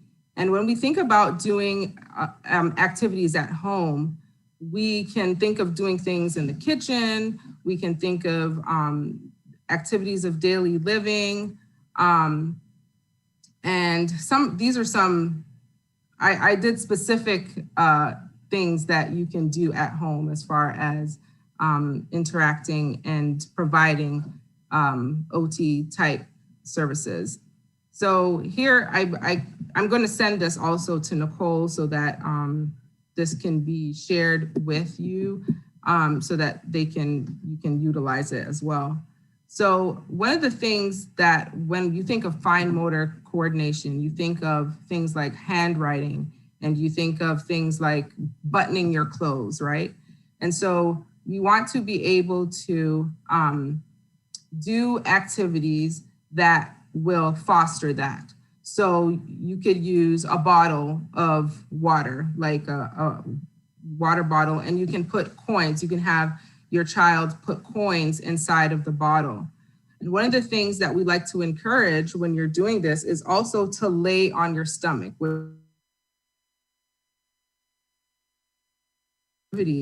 It also encourages strengthening. So it encourages strengthening from your back muscles and your abdominal muscles.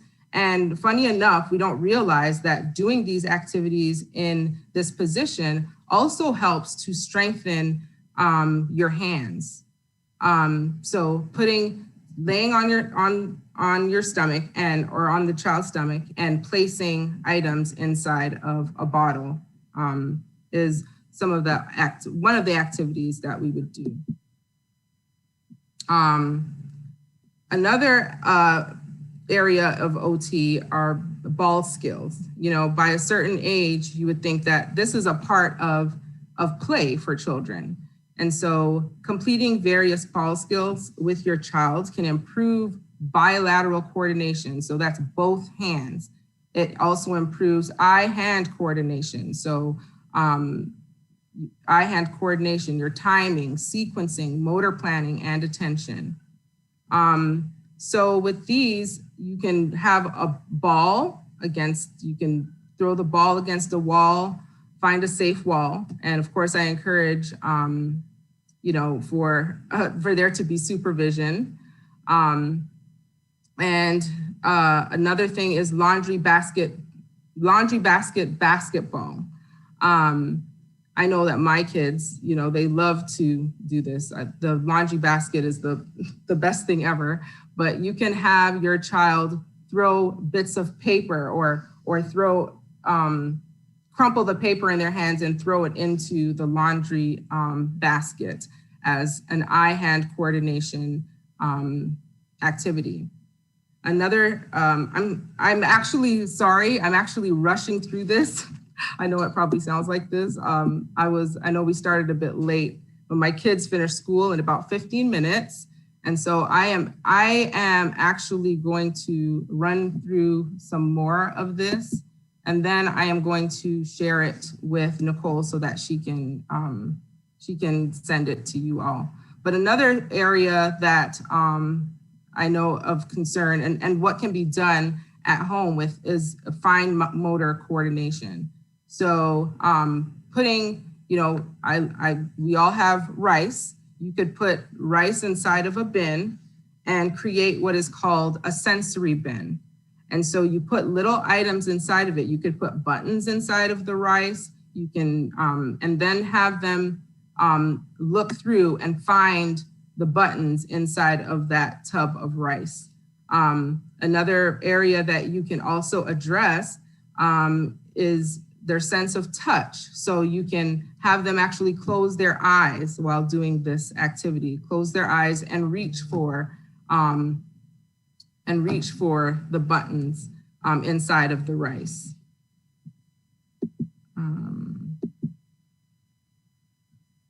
So that's some of what I have. Here's another activity. You can build blocks. You can put blocks on top of each other. This is another skill that can be done in the position on their tummy so that they can work with crossing midline. Another area with OT that we work with, of course, is handwriting. So you can have them write their name. And then after they write their name, you can have them work with a pair of scissors, of course, with supervision. You can have them work with cutting out their name on the paper.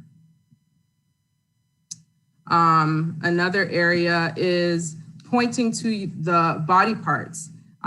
Many times with kids with deficits, knowing their body parts or their body in space, like I stated, the proprioception is also a deficit. So you can have, I'm gonna send this as well, and you can have them look at different body parts and actually name them.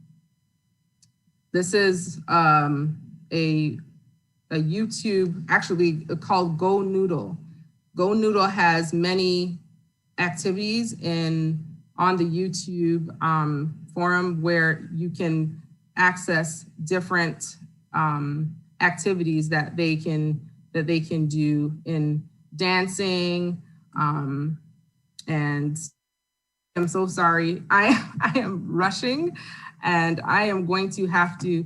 The one thing I know that my sister encouraged is to be patient. I'm going to send my whole presentation because I know I kind of whizzed through it quickly, but the one thing is to be patient and also to have compassion, right? To have compassion not only for your child, but for yourself as a parent or a clinician or a teacher that is working with the student with special needs, is to remember to also have compassion for yourself, because sometimes it is challenging to be patient, right? So remember, you just have to have compassion for yourself and also for the student. And that's it. Any questions?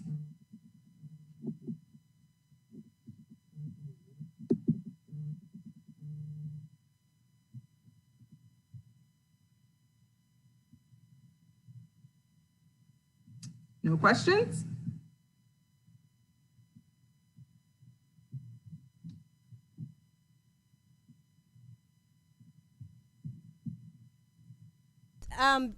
We got a question in the chat, and Okay. it's asking, how do I help my 9-year-old child with cerebral palsy to write and to button his clothes? Okay, so when we're talking about cerebral palsy, there are, someone had mentioned about when to start doing certain things. And I would encourage to first begin with a simple task first. So if you have puzzle pieces or large pieces of, or even, someone brought up socks, using the grasp first before you start with the fine motor tasks. So you want to strengthen your grip first. Work on things like puzzles and blocks, and then you can progress to using a pencil. And I would encourage that when you do start using a pencil, that because there are, a lot of times with weakness and grasp, you can use, I'm trying to think of like foam to wrap around the pencil, around the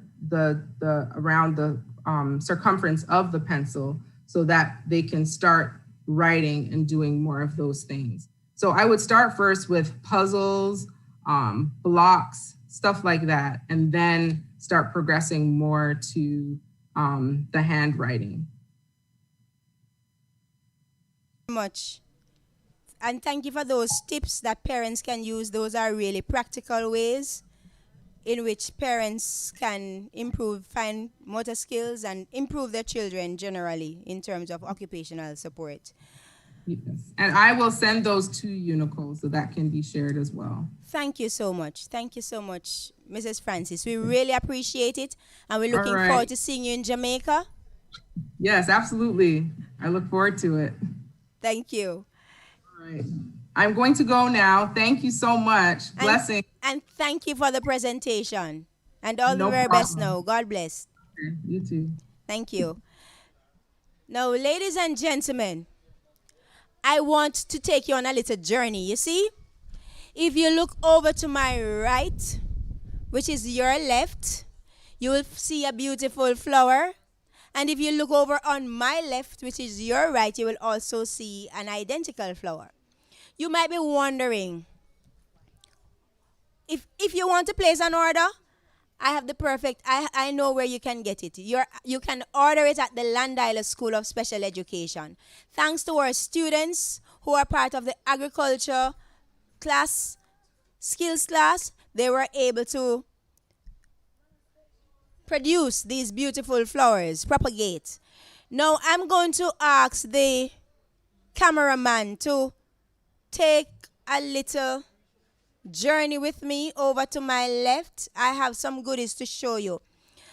In the presentation, if you were listening to Mr. Facey, he mentioned that Alicia, his daughter, learned how to fry fish at school. So I want to use this opportunity to commend Miss Evans, Miss Nadine Evans, who is the home economics teacher. Actually, she makes some of the best dishes. She's in the kitchen, so I'm going to invite her to come and have a little, you'll look at her face to see the woman who has taught Alicia how to fry fish beautifully. Now, over to my left, if you notice some beautiful things on the table, you notice cushions, you notice some placemats and cushion covers, and a whole lot of exciting things. I even have a doll with here. Hold on, let me take it up and show you. Just a second.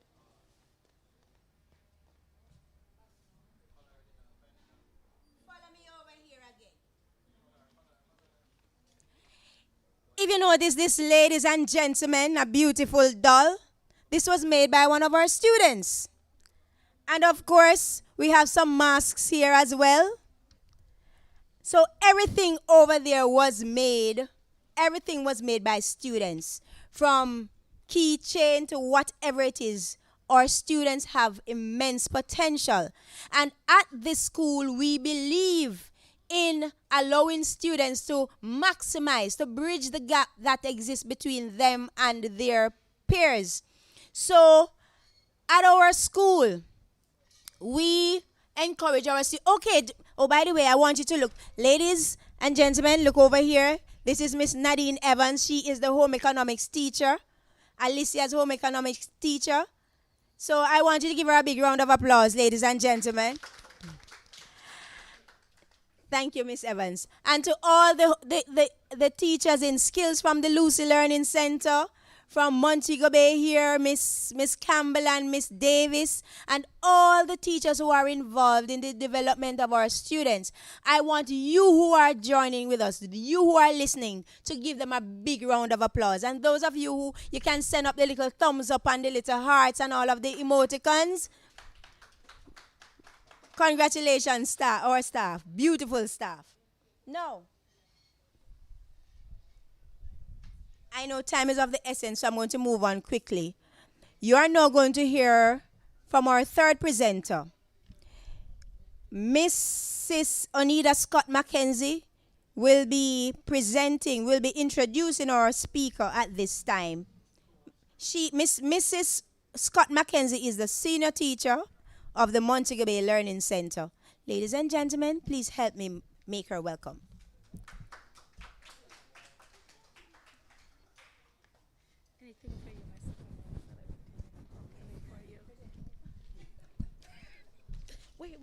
Wait, I don't.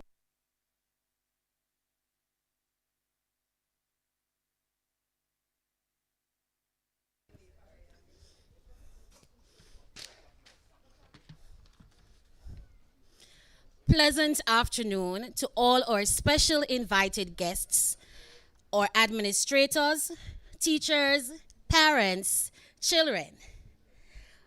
The privilege is mine to introduce to you our third presenter for the afternoon. She is Dr. Coles White. Dr. Coles White is a professor of speech language pathology at Andrews University. She obtained a Bachelor's of Science in Speech and Hearing Sciences from Columbia College, South Carolina, and a Master of Science in Speech Pathology from the University of North Carolina at Chapel Hill. After earning her master's, she continued on to earn her PhD in Communication Disorders from the University of Massachusetts in Amherst in 1998. Dr. Coles White has been in the field of communication sciences and disorders for over 20 years. She has worked with adults and children in a number of different clinical settings. However, she has spent the majority of her career in academics, teaching both undergraduates and graduate students. Her research and clinical interests include multicultural issues in communication disorders and the development of social language skills in children with autism spectrum disorders. She was involved in the initial research and pilot studies for the diagnostic evaluation of language variation, DELV, a standardized test published by Harcourt Assessment. During her career, she was awarded a research grant from the National Institutes of Health, National Institute of Deafness and Other Communication Disorders to study aspects of language differences and language disorders in children speaking non-standard English, specifically African American English. More recently, her accomplishments have included the development and implementation of clinical programs for children with autism spectrum disorders. She is currently the president-elect for the Michigan Speech Language and Hearing Association. Dr. Coles-White is always eager and willing to connect with students. She welcomes the opportunity to share her knowledge and compassion about speech-language pathology. Ladies and gentlemen, boys and girls, let us make welcome Dr. Coles-White. Thank you so much for that wonderful introduction. And it is my pleasure to be here this afternoon to share just a little bit of what I know about autism. And because I am also pressed for a little bit of time, I have a son with autism that is 17 years old, and he's moderately impaired. And we do have a sitter, but she leaves shortly. So I've decided not to share my PowerPoint, but talk about two issues. And I will be sharing my screen to show a couple of handouts that I can later share with you because they are links to other websites, which I think will be important and helpful to parents of children on the spectrum.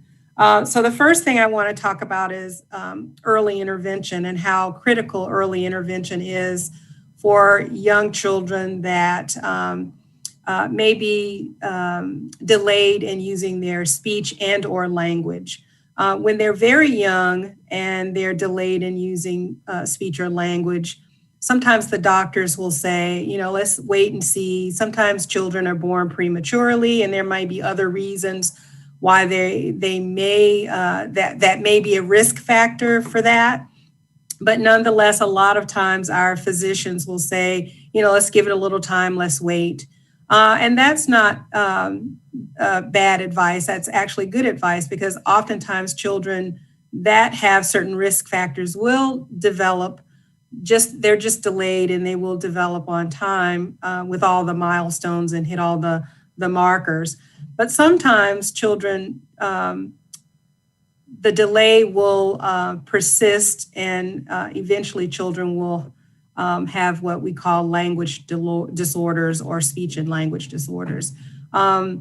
Children that are late talkers, sometimes around 18 months of 2 years of age, might end up with a diagnosis of autism. So I wanted to share with you my screen just to let you see what the diagnostic criteria is for autism. Because like I said, not all late talkers will have autism, but some will eventually end up with that particular diagnosis. And there is a little bit of confusion as to what that actually is. You know, how do you decide which late talkers may have autism and which late talkers may have an intellectual disability or something else. So I wanted to just briefly share my screen with you to show you what the diagnostic criteria is for autism. So let's see if I can do that. I have quite a few marks up here, tabs. So this is the diagnostic criteria for autism. And this is a website, Indiana Resource for Resource Center for Autism. But you can find this diagnostic criteria on any website that you might Google if you want to type in criteria for autism disorder. So autism is a disorder that involves social communication, social interaction, as well as repetitive behaviors.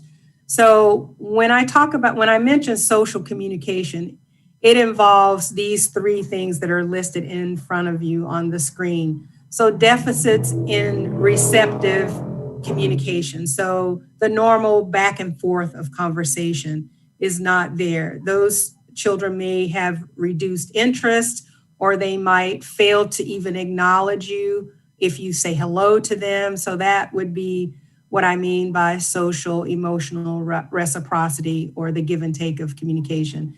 They also will have deficits in nonverbal communication skills. Lack of eye contact, or poor, what we might call poor eye contact, because they might look and then look away. Body language is also another component to the definition or criteria for autism. A lot of young children that are delayed in language won't point to suggest that this is something that I want. A lot of typically developing children will point before they can even talk. They will point to things to show you and point to things to ask you to give them.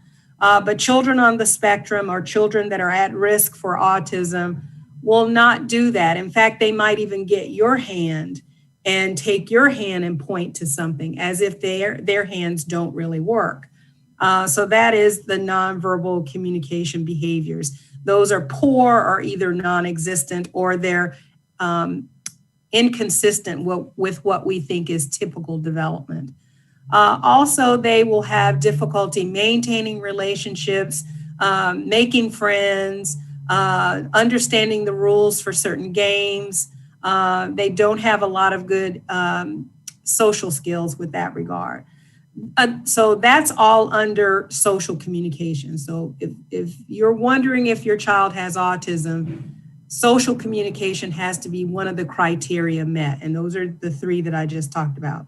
They also have to have restrictive and repetitive behaviors. So they may line up cars, they may have rituals that they cannot break. For example, I evaluated a young lady a few years ago in our clinic that was 11. And this was a second opinion evaluation, because the school district had decided that she fit the criteria for autism and wanted to write an IEP with that in mind. The parents thought it was something else, so they asked for a second evaluation. And one of the things that came up in that case history, when I sat down and actually spoke to the parent about, milestones that the child had achieved and behaviors, one of the things that this parent mentioned was that the child there was a sofa in their living room that people had to sit in a certain area. Or, I'm sorry, excuse me. Go back, please. I'm sorry, my sitter just left, so my son just came in. So sorry.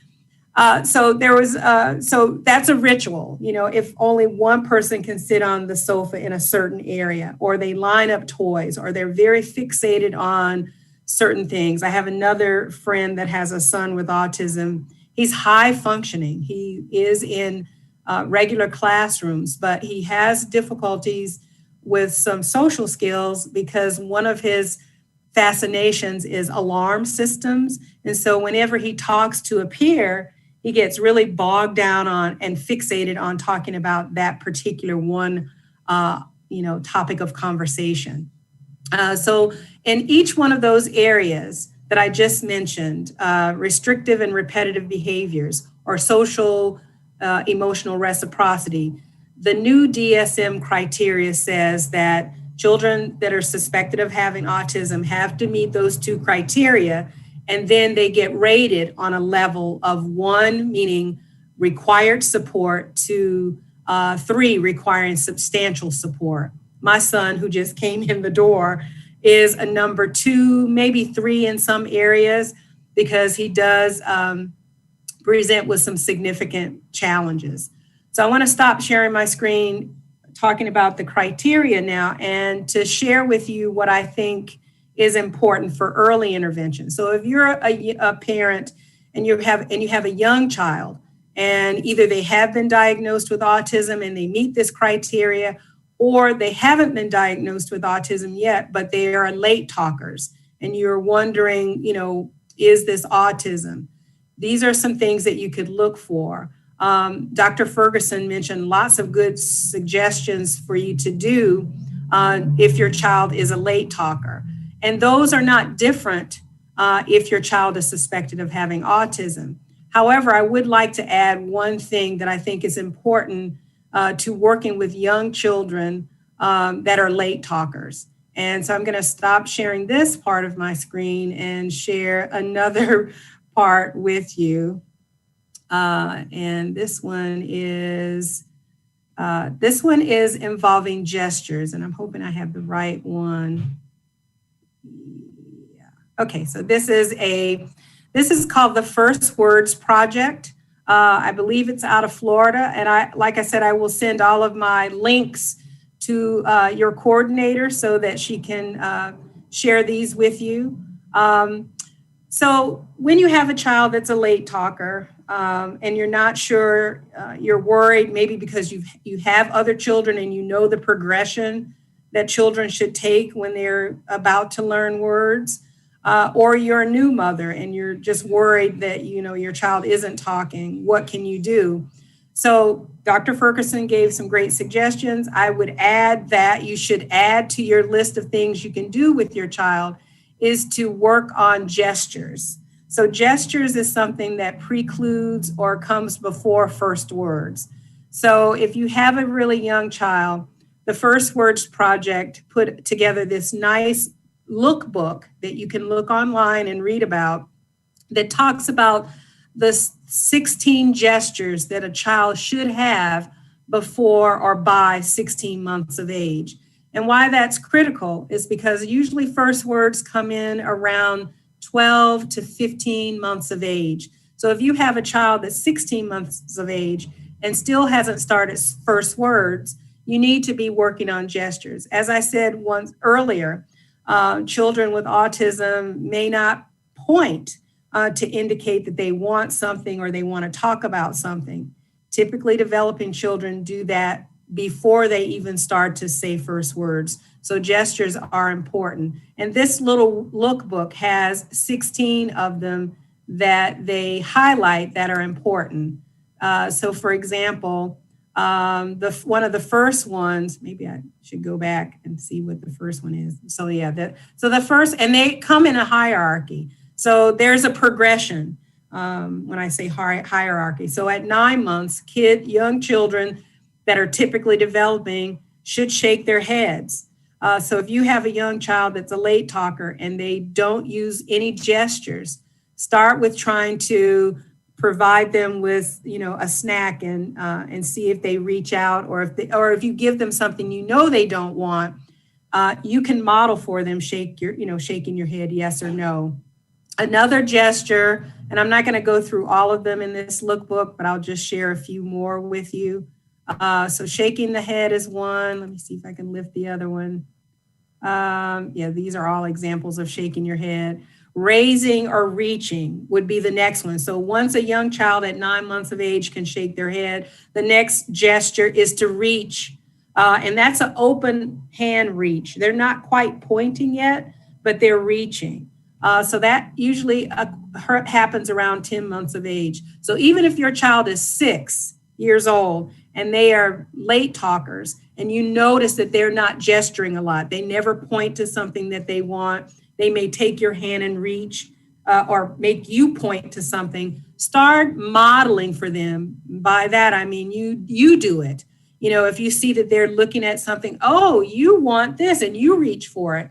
And if they don't do it, take their hand, put your hand on top of theirs. Let me see if I can find the camera. And then move your hand towards the object that you think the child wants. Most children, early on will learn, if I raise my arms, mom or dad's going to pick me up. And of course, if you have a 6-year-old, maybe reaching to be picked up is not practical, but certainly reaching for things would be practical. So another gesture is wave and show. So again, all of these gestures are important. If your child isn't doing them, then you should model for them, give them lots of opportunity. By that, I mean, give them choices and then gesture or model for them what you want them to do. And if they're not doing it, take your hand over the top of their hand and move their hand towards something or to gesture. An open hand point is the next, or a tap. And then by 16 months is, okay, clap, blow, and kiss or other gestures. But the next one that's really important that happens right around the beginnings of first words is that index point. Children use it for pointing. They use it for saying shh, to be quiet.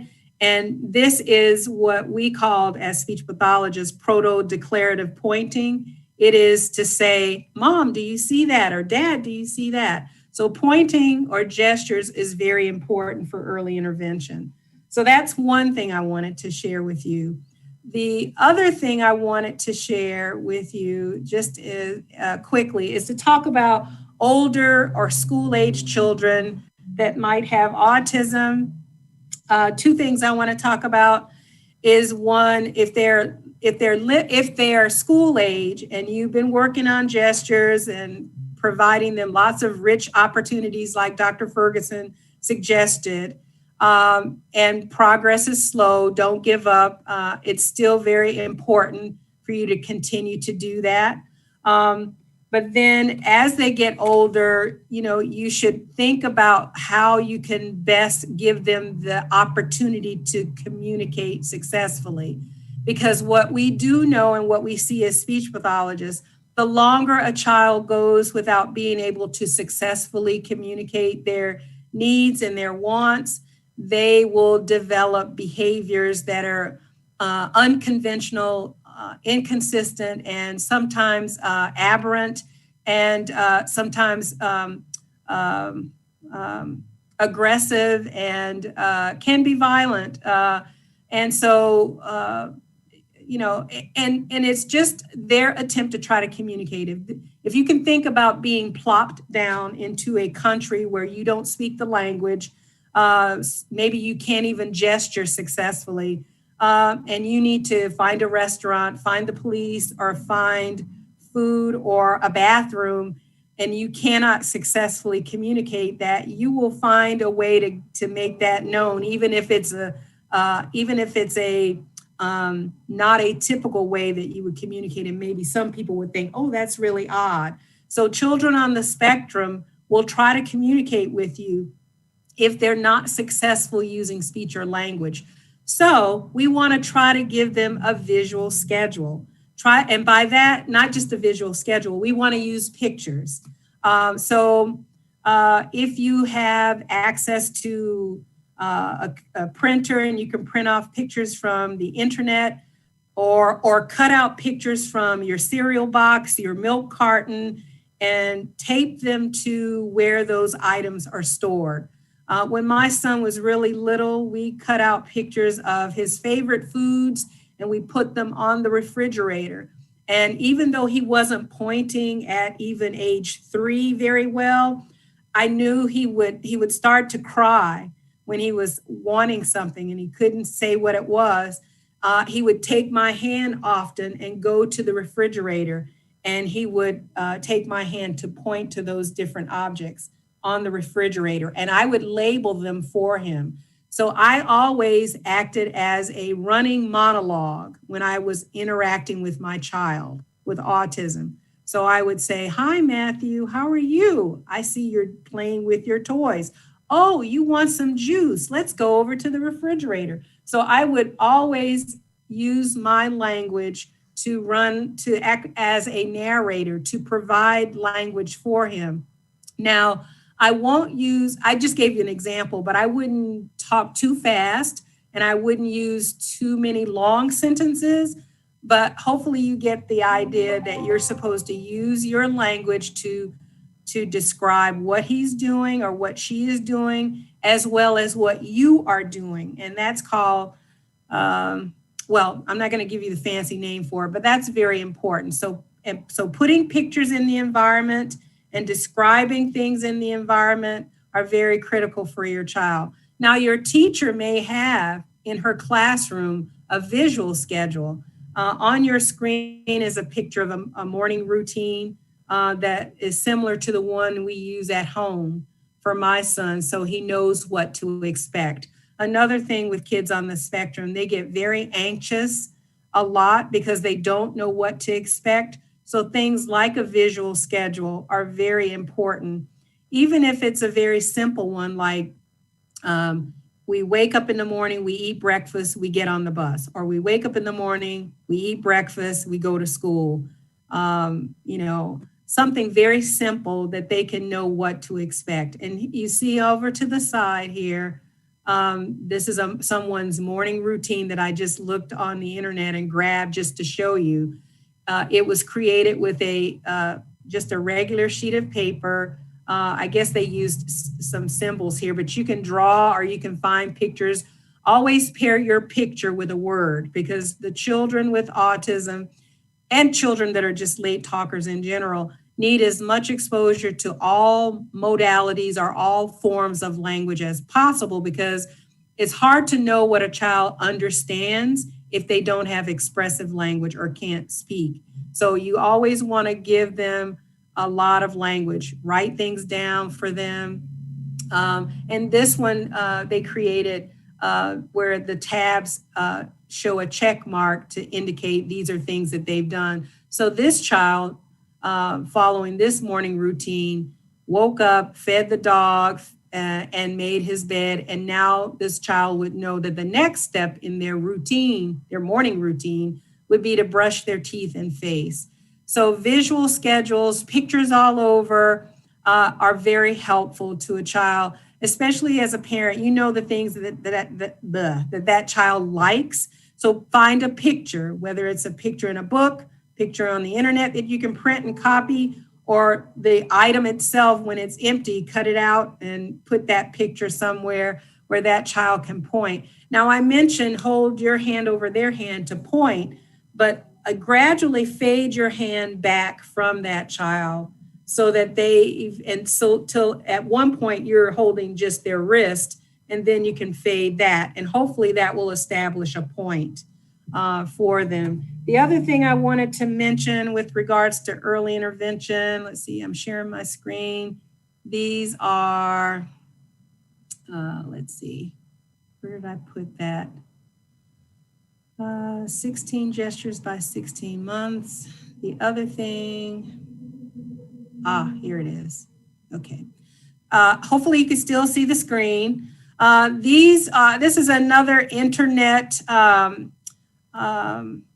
resource. I love the internet. I also love YouTube. I use them a lot in my class and in the clinic when I train students. So this one is from Frank Porter Graham at the University of North Carolina, Chapel Hill. Someone did some research about how parents can help babies talk more. And they give 10 simple ways that you can promote language and communication with your infants, toddlers, and with your school-age children that are late talkers. And I'm just gonna go right to that little grid that you saw. The first one is to be chatty. So that means engage in conversation with your child, even if they're not talking. Like I said, you can talk about what you're doing and talk about where, like if it's the morning and they are eating breakfast, any regular routine, say, oh, mommy's gonna cook some breakfast for you. I'm making eggs. These are eggs on your plate. Oh, look, there's your brother. Say hello, stuff like that. Be a commentator, give descriptions, lots of, and descriptions of objects, activities, and events.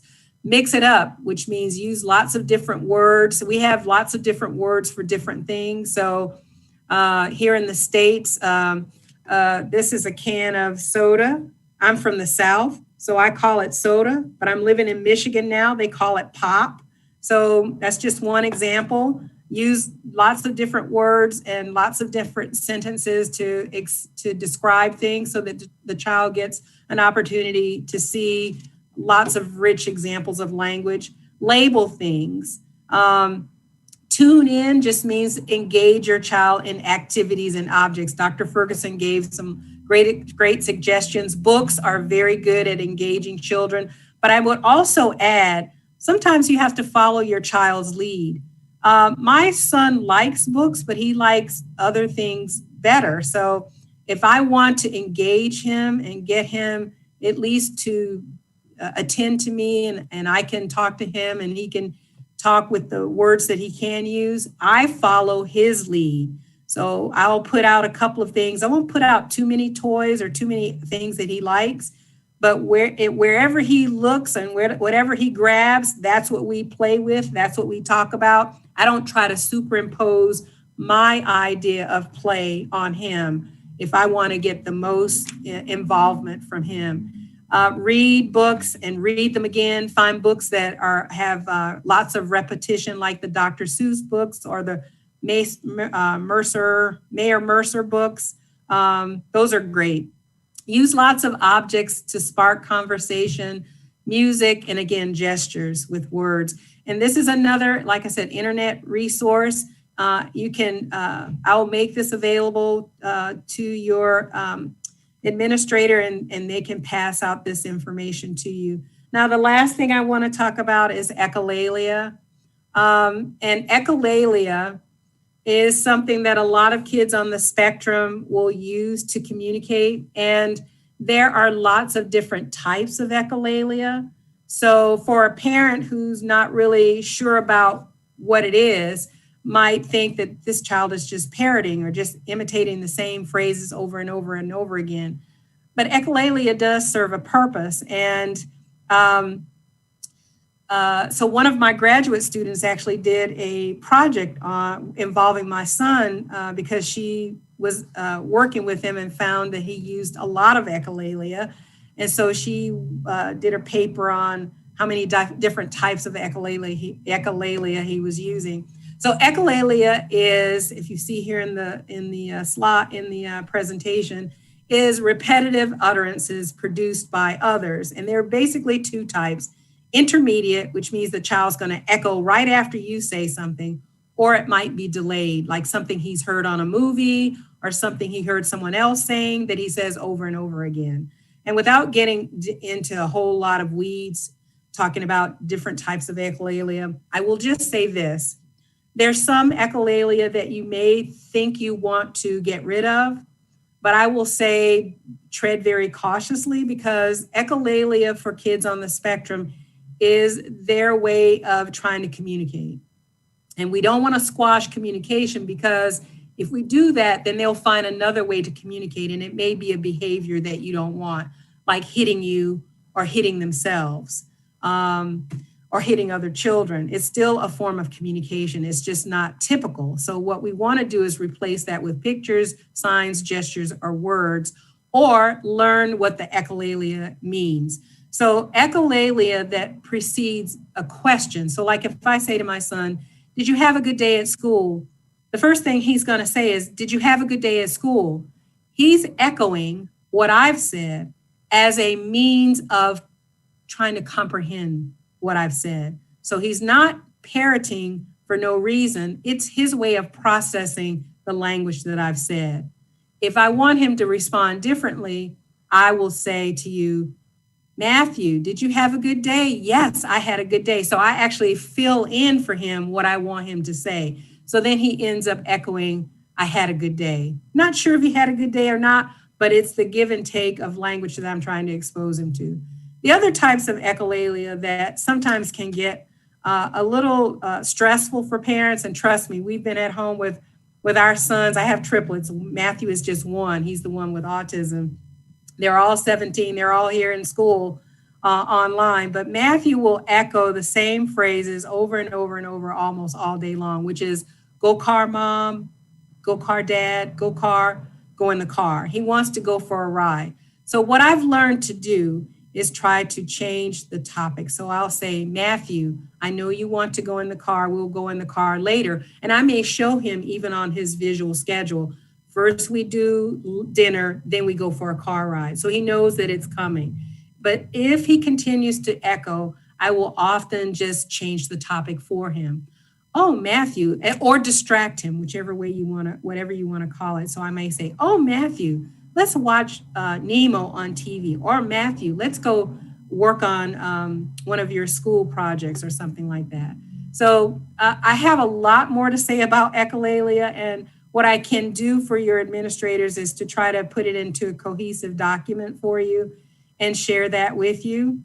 But just, there are different types of echolalia. Some of it is that the kid is trying to process what they think you are saying so that they can perhaps try to answer if they have much speech and language to answer.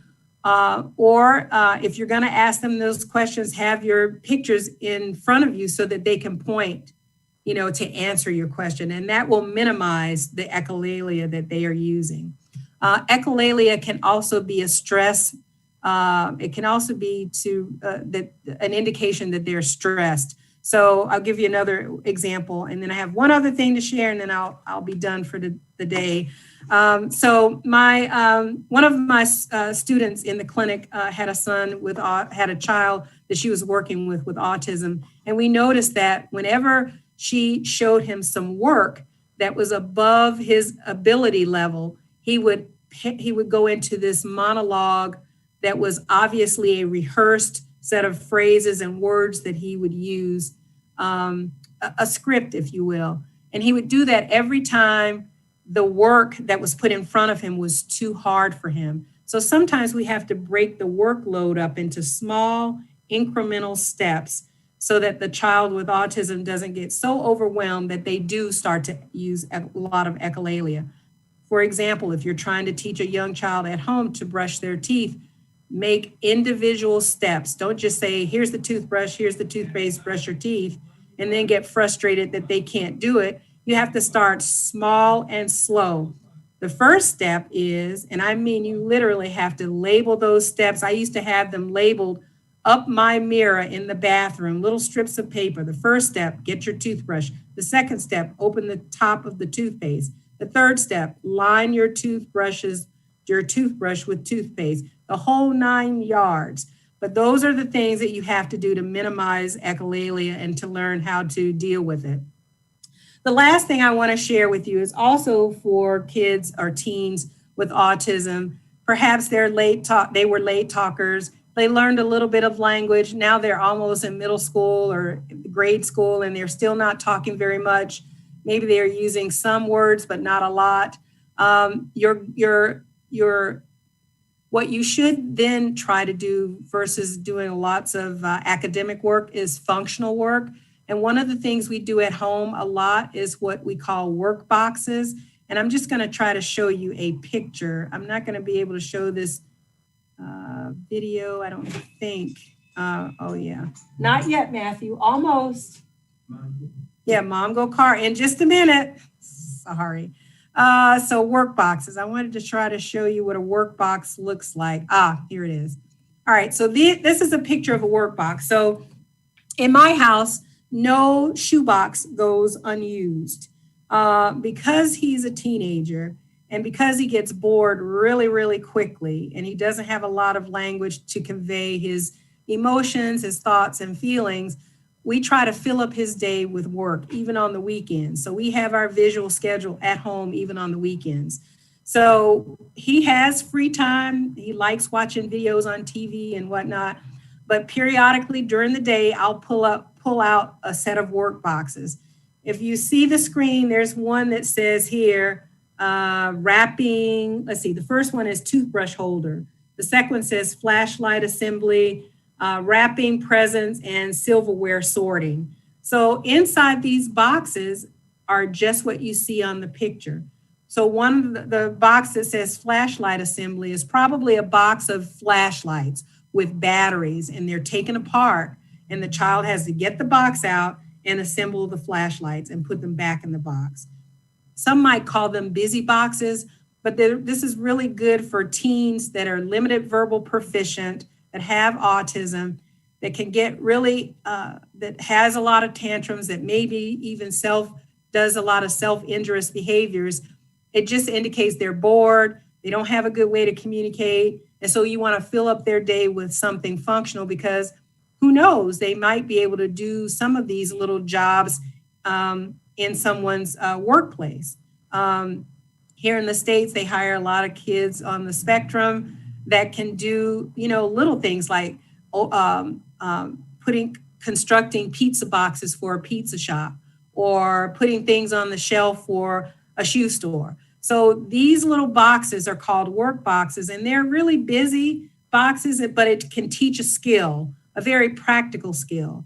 So I've said a lot. I was trying to leave at 4:00 because my sitter is gone. My son has come through the door a couple of times. So I'm going to have to end my presentation here. I can take a couple of questions. Yeah, 1 minute. Yes, in 5 minutes. 5 minutes. Both close the door. You can sit here. So if there are any questions, I can take a couple of questions. If not, I will end my presentation here. Okay, thank you so very much, Dr. Coles-White. Yes. That was more than a mouthful.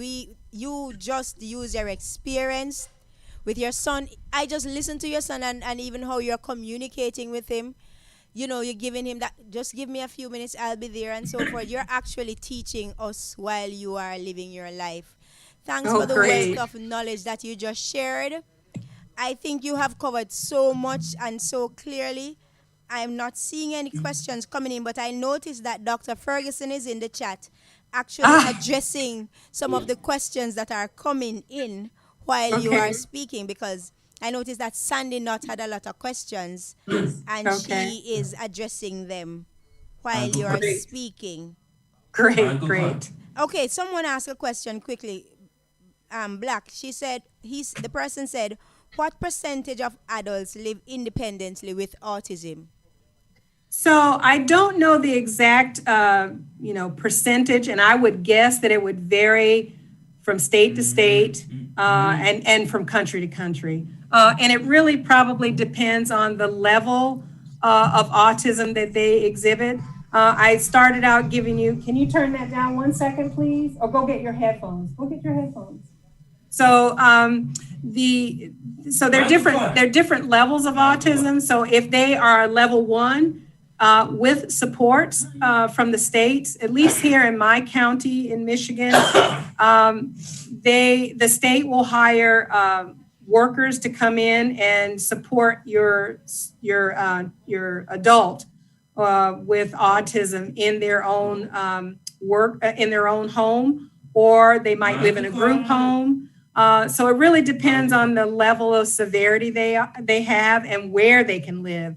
There are residential facilities for children that are very severe. Hey,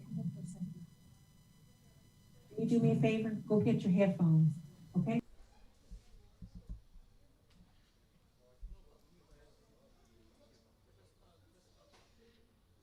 Depends on the level of severity and what the state has to support the parent. My son is 17, he's about to turn 18, so we're gonna leave child services for adult services in a matter of months. And I know his services will continue, but they're gonna look a little different.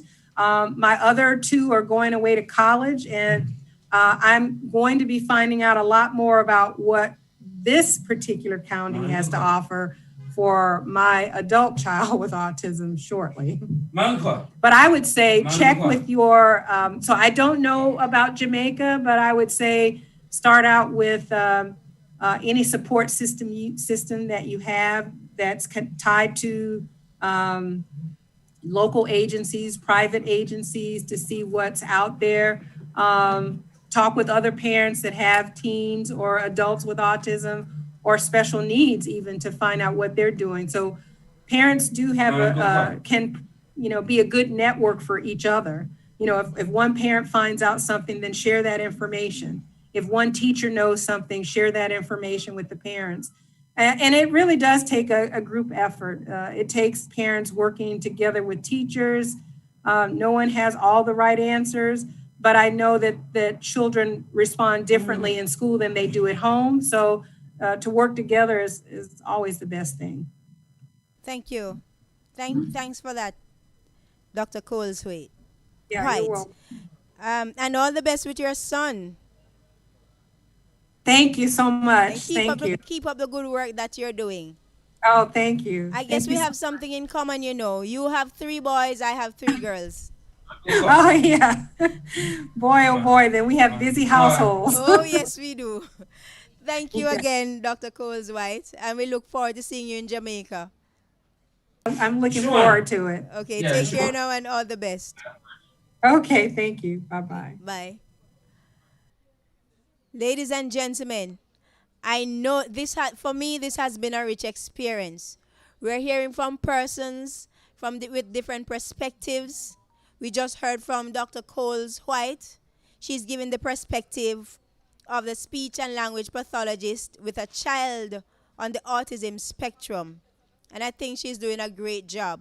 Now, we are wrapping up. Some of us are still on site. We are actually videoing live from the Montego Bay Learning Center, Catherine Hall. For those of you who are in St. James, I want you to come by sometimes just to see what we offer here. And hopefully, we can see how we can be of support to you in the event you need to know information on disabilities, intellectual disabilities, and so forth. And you can see how you can partner with us, because we cannot do this alone. We want the support of everybody. When persons are on the street, and when you see our children on the street, I want you to take good care of them by saying hello. If you see they need a taxi, you might have to help them, to guide them to the right. Just be there for them. Because when we make the lives of our children or people with disabilities more comfortable, we are actually preparing the way for ourselves.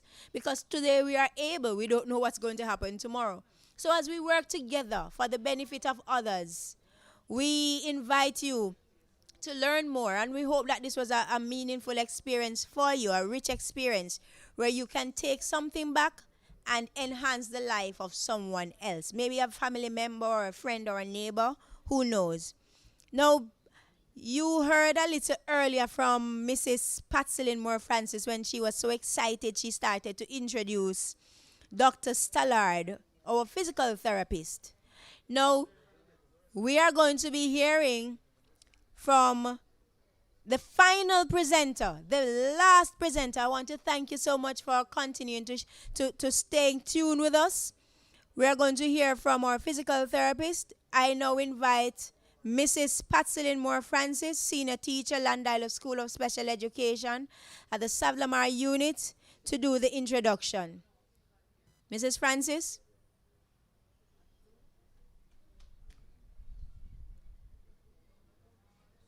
While Mrs. Francis is coming, I mentioned Miss Evans earlier, but I know that some of the teachers I don't want Mrs. Laws to feel any way, because Mrs. Laws, she's an agriculture teacher. So I have to mention her. And I must mention Mrs. Blythe and Mr. Garnett.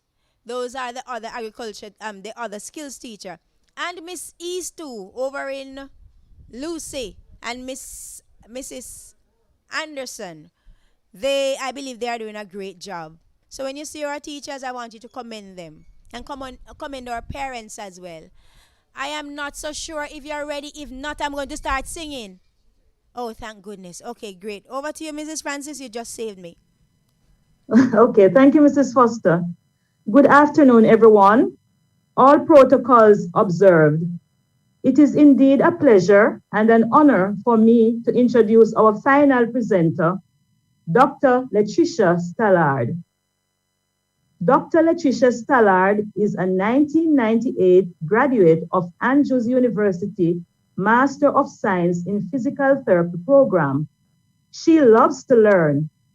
This led her to pursue and earn her doctorate of physical therapy degree from St. Scholastica College in 2012. She is a licensed physical therapist of 22 years with experience in outpatient, skilled nursing home, traumatic brain injury, home health, independent contracting, and pediatrics. Dr. Stallard was an assistant professor at Baker's College Physical Therapist Assistant Program and currently teaches at Andrews University in the Physical Therapy Program within the School of Rehabilitation Sciences. Working with children has always been a passion of hers. She wants them to become as independent as possible. Ladies and gentlemen, boys and girls, I present to you Dr. Latricia Stallard. Hello, everyone. Thank you for that wonderful introduction. And I feel this is a privilege to be able to help you guys and educate you on the different things that physical therapy do. So I'm going to share my screen. And one thing I didn't tell them is currently I am outside of teaching. I'm also working in a school system, working with special ed kids that are severely impaired to moderately impaired. So I get what you guys are getting into, and I commend you for your work because I know it takes special people to help these children.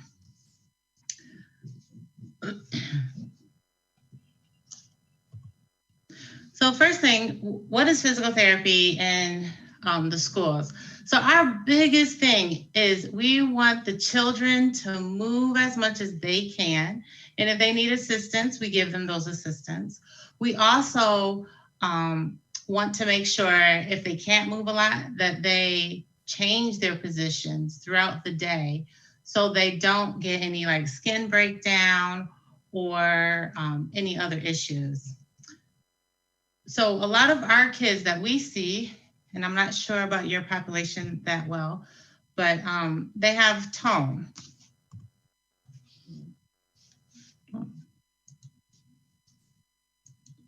There we go.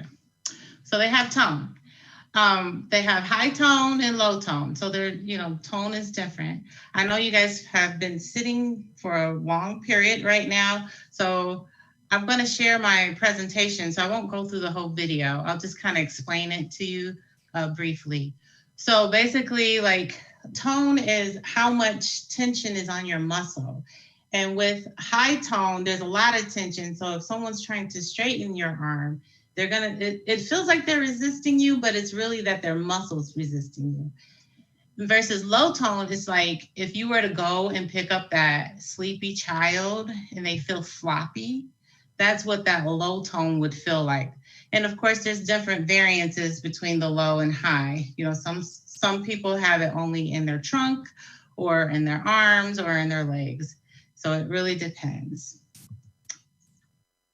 So one thing that helps with the low tone and the high tone is to make sure that you perform range of motion exercises with these students daily. It's something that we need to do every day. So when you do their exercise, you're going to move their joint. I'll show you my arm because it's easy. Like you'll move it 10 times. You move that arm 10 times. And you'll do it nice and slow. And because I was going to have a kid to help me today, but unfortunately, because of time, they left. Make sure you support their limbs. So make sure you touch like their arm here, and as you move their arm. And when you find like some tightness, just hold it for about 30 seconds. So that tightness can release, and then you can go a little further when the tightness releases. Make sure you move them nice and slow. Because one thing about tone is if you go too fast, it actually it increases the tone. It makes it worse. So when you're moving through the movements with these students, make sure you go nice and slow with your movements. And be careful about your own body. You have to take care of our body, right? Because we want to continue to be able to help these children as long as we can. So we have to make sure our body is nice and healthy. So try not to like bend over when you're working with them. Try to keep your body upright, nice and straight as you're working with them, and kind of move with them as you move their limbs. One very important thing is you need to know the different medical conditions and the orthopedic conditions that these students may have. Because if someone has like a dislocated hip and you're cranking on that hip, you could actually make it worse. And always, always, always look at the way the child is, their expression, because they communicate with you somehow. Some may have it verbally, some may just have a grimace, some may make a noise, but just pay attention to the way that they're communicating to you as you move through the movements.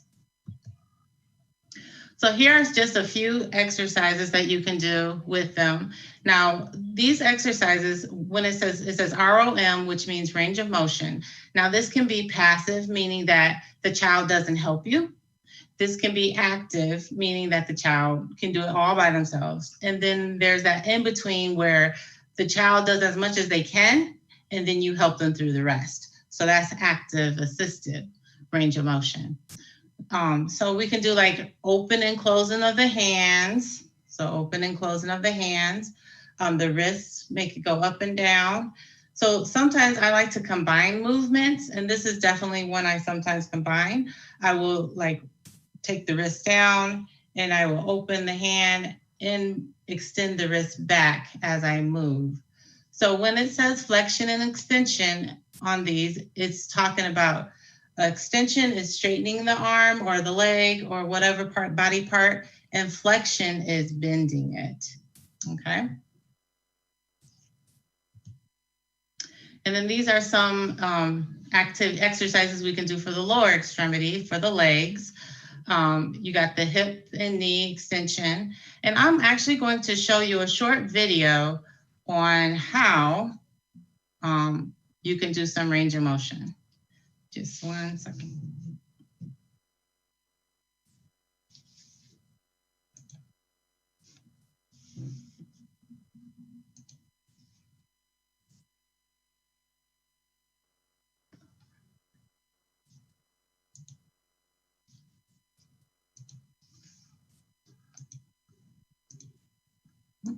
Sorry.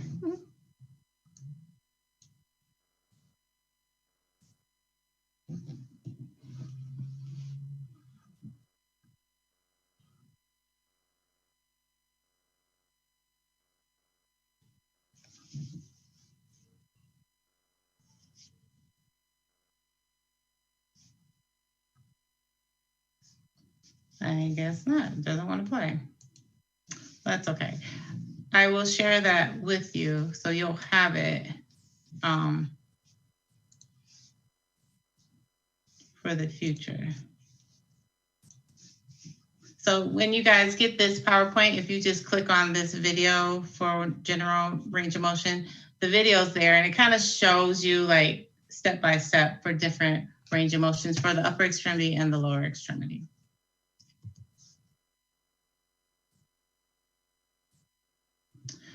So outside of doing the range of motion, it's really, really important for positioning. Like I said earlier, it's important to get these children to move. With positioning, we're going to aim for good alignment and symmetry as possible. So good alignment, instead of the head cocked over like this, we want to make sure it's nice and straight as we can. Because as we know, sometimes there's just a lot of tightness in some students' necks that we can't get it straight. Or we want to make sure the hands are together as much as possible when we can, or as long as they're equally distanced away from each other. But we want to make sure it's a good alignment. We want to make sure their back is supported, because that's a really big thing, making sure that their trunk is really nice and supported. The other thing we want to do with positioning and make sure that they feel comfortable. Initially, some students, when you put them in a position that they've never been in, they feel uncomfortable, and they might make a noise, they might grimace, Sometimes you just keep them there for a little while, as long as you know, like, there's nothing that's causing them pain. If that is not something, the position that's causing it, it's just the fact they haven't ever done this position, then you just kind of let them stay in that position for a few minutes, take them out, and then do it again another day. See if it changes, or, you know, if you did it 5 minutes before, then increase the minutes to 10 minutes, as long as they're tolerating it. And then another thing for, like, if they were just uncomfortable, we recommend that you try to stretch them first. Do some stretching first, get their body ready for this new position that you're about to put them in before you put them into it. And that might help with their comfort level. And very, very important, constantly change positions. Don't have a kid sitting in a chair for 4 hours. That is not healthy. Or even laying on the ground for 4 hours, or in a stander for 4 hours. That's not healthy. Kids need to, like, move, just like you and I move, they need to move too. But of course, some of them have to move with our assistance because they can't do it. And then others, you just encourage them to move a little bit. So those tone patterns, there's patterns that goes to the high tone or low tone sometimes. Mostly high tone, they have tone patterns. And if you look on this one here, this kid has, I think Natalie had mentioned it earlier, the occupational therapist, how some kids have reflexes. And I wasn't here earlier, but I'm sure it was mentioned from the speech therapist too, that like a kid might look like this, and they might be, they'll be stuck in this position because they can't turn their head because of the tone and the reflex that's causing them to be that way. So instead of having them like lay in a position like this, it'd be helpful if you put them on their side. That will help decrease that tone. That will help to reduce the reflex. And this kid over here, she's not supported. She's just kind of dangling on this chair, and her extension is actually making it worse. So she's pushing her hips out of the chair. So she totally could fall or hurt herself. So it's important when you put a kid in the chair that, especially when they have high tone, I find if you make sure that the chair, like if they have a wheelchair particularly, we call it the back angle, like the back of the wheelchair. So this is the back of the wheelchair is reclined sometimes. And so that changes the angle of the hips. It's important not to recline them because that just increases their tone, especially if she's an high extension tone. So if you close that angle, it controls how much extension she has, if that makes any sense. So make sure that when you guys are ordering chairs, that the chairs aren't laid back, you keep them up, especially if they have some extension tone or some other issues. So then these are just some other examples of things like this little boy in the green shirt in the wheelchair, he's sitting up nice and tall. And that's what you want him to look, nice and tall, and not like this kid over here in the pinkish, in the red shirt, okay? And then here's some more positions. Natalie talked about how it's important for a kid to lay on their stomach. Like it's actually still important for us as adults to lay on our stomach to help strengthen up our back. But especially for some of our younger kids, they need to get on their stomach just to help strengthen their back. As you see, he's kind of extending some while he's playing. Like Natalie said, just put some toys down there so they can play while they're on their stomach. And then it really helps. It helps stretch out their hips. If they sit so long in a chair, their hips can get contracted, and laying on their stomach helps to stretch that out. So it will help prevent it. And then standing has so many good benefits for from children. Digestive, tone, It helps them to be able to socialize with their peers a little bit more. And I know sometimes students will have to use a special device like a stander to stand. And then half kneeling, or this is kneeling. Teacher. Hello? And then this is kneeling on the bottom where they're working on their core to strengthen like their stomach and their hips. And this person is helping them stay there. But this is a really good position for someone that is really weak in their core to help strengthen that. And then over here are just some different laying positions. This is the side laying like we had earlier. And then on the stomach, on the back. When you put this child on the back, it's really good to support their curves. So put a pillow underneath their head, put a roll up a blanket or a pillow or bolster underneath their knee. If they have like sensitive skin, make sure you put something underneath their elbow, or even sometimes you have to put it in underneath their heels. If they have like their knees are like really close together and it's hard to stretch them out, you know, stretch them out as much as you can first, and then maybe place a pillow in between there so their knees aren't together, and to give them a little bit of a stretch as they're laying there. Now, have you guys seen this? I'm sure you guys have. Can someone answer this question? Is W sitting bad for your children? No, yes, maybe so. Yes. Yes, it is bad. Why do kids W sit? Kids W sit because they have low muscle tone, okay? And then they also might have like some muscle tightness in their hips, and their trunk is really weak. So it's like the most comfortable position, and it looks comfortable to them, but it's not healthy for them. So if you guys ever see your children sitting like this, try to encourage them to get out, because this puts pressures on your hips and knees, which can cause later some orthopedic issues. The hips won't deepen this joint socket, because standing and sitting is something that helps to deepen the joint hip socket as they develop.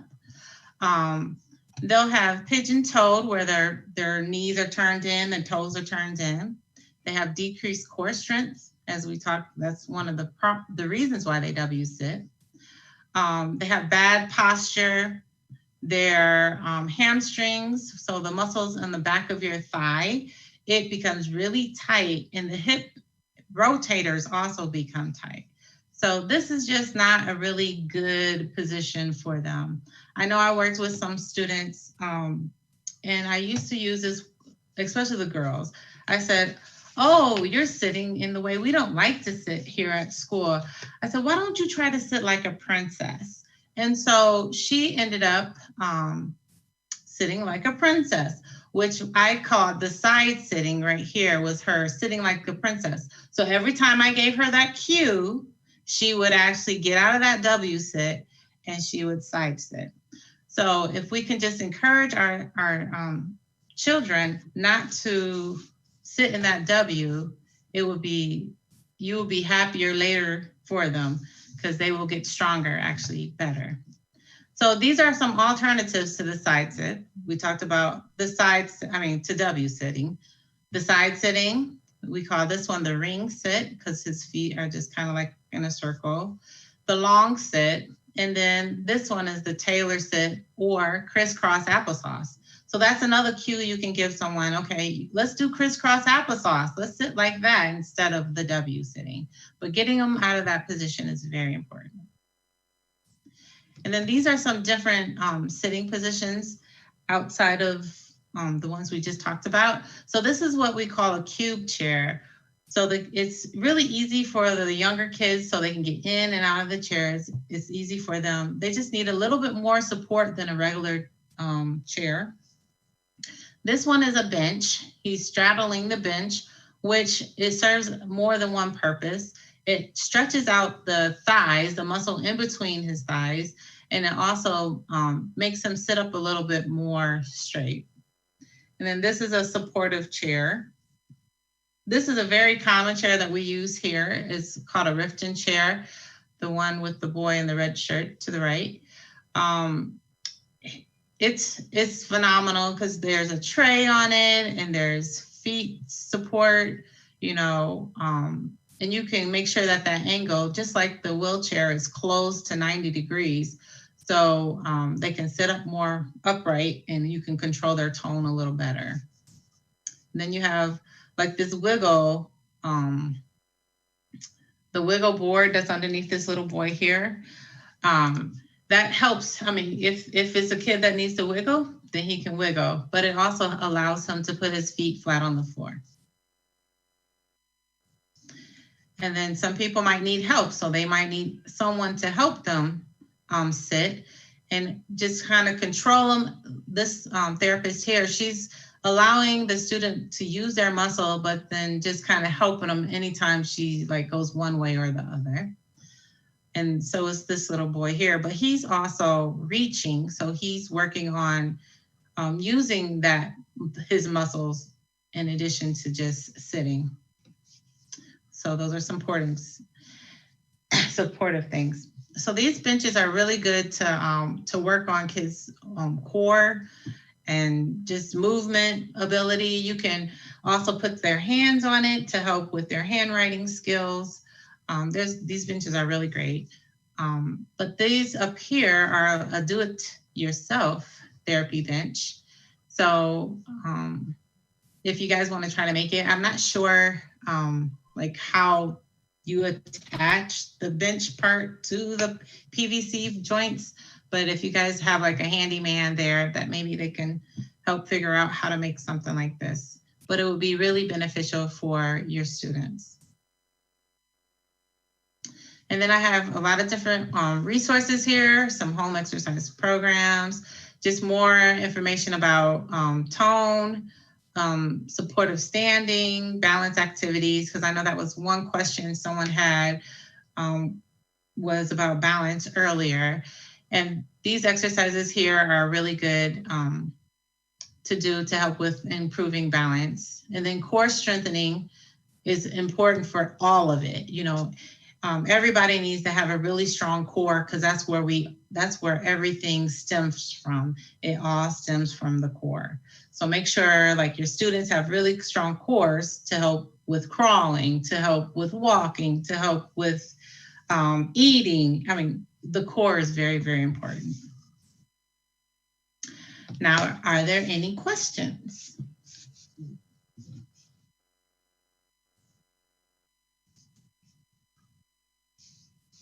No, I'm actually looking through Dr. Stallard and I'm not seeing any questions just yet. Okay. But my question is how can I get all of those resources in my school? How can you ship them to us? I know. So like my schools, we're constantly like cleaning out stuff. Yes. And I'm like, what are we gonna do with this stuff? Some stuff we donate to places and some stuff we have to trash because it's not good. So, okay. But I'm like, it would be great if I could, if we could find a way to get it there. I'm not sure at this point, but I know the school is willing to send it, to give it to you, but at this point, I don't know how to do that. Don't worry, we will make a way. Okay. We will make a way. So we will talk about that. Thank you so much. You're welcome. And I've shared the presentation with you so you can share it to others. Thank you. And I'm sure our parents and our viewers will appreciate it so much. Thank you for your time. You're welcome. Okay. I know that we have been waiting for a long time. We have been sitting. You have been very good participants. And I know that even though you're having such a good time, I know some of you haven't cooked as yet. And some of you have other things to do. So at this time, we are going to be just wrapping up things. But we can't do it without saying thank you to the persons who have worked so hard for this initiative, for this conference to be a reality. Just before we have the vote of thanks coming, there is something I want us, because I could not do my presentations based on the time.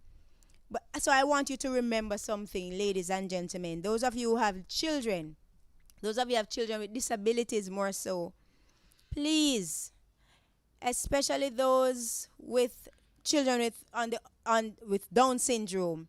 Many times we say, "Oh, my son is so friendly, my daughter is so friendly." They don't know this person and they just go up and they hug the person. "Oh, they're so nice." I want you to think about this seriously. This is not safe for your child. Use COVID-19 as a means of teaching your children how to be safe by ensuring that they don't hug strangers. They don't just see people and hug them. And I'm going to give you something clearly to think about. Imagine your 5-year-old, nice little daughter, Down syndrome or whichever disabilities, intellectual, you name it. And they're always hugging persons, males, females, the cat, the donkey, it doesn't matter. And then that child turns 15. Now that child has grown, looks just like the mother or even different. I want you to imagine now. And that 15-year-old goes up and hugs just about anybody they see. Remember now, they don't have that body, that 5-year-old body anymore. So by virtue of them doing this, you are actually putting them at risk.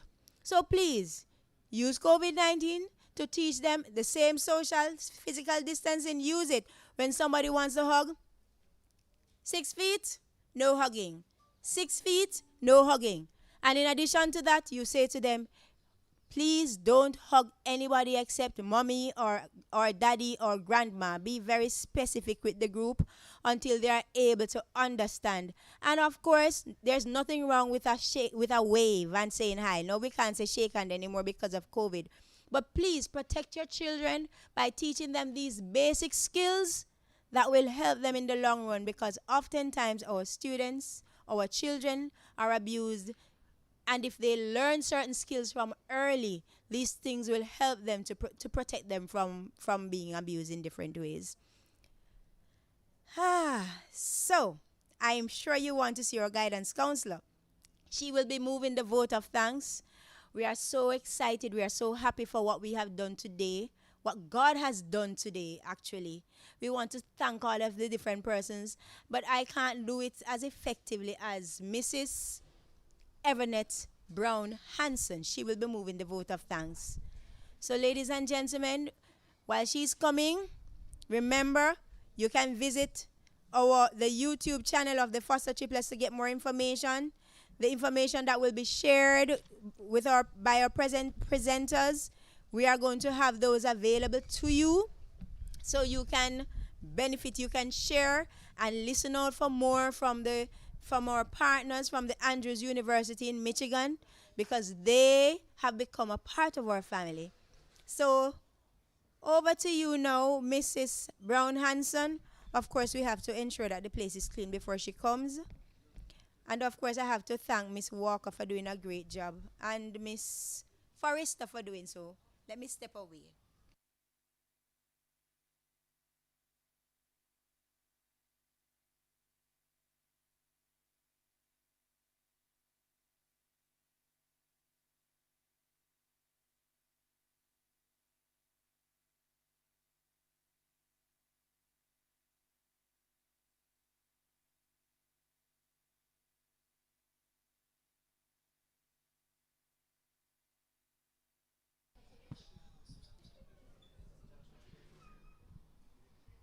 A hearty good afternoon, everyone,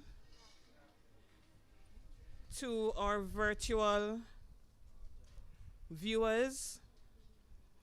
On behalf of the Board of Governors and the administration of the Llandilo School of Special Education, I would first like to sincerely thank the following persons: the Regional Director, Ministry of Education, Region 4, Dr. Michelle Pinnock; Dr. Sharon Anderson Morgan, Acting Chief Education Officer, Special Education Unit at the Ministry of Education; Mrs. Marilyn McCoy, Executive Director of the Jamaica Association on Intellectual Disabilities, JADE, our Board Chairman of the Llandilo School of Special Education, Mr. Russell Hammond, and our Interim Principal, Mr. Gregory Hewitt.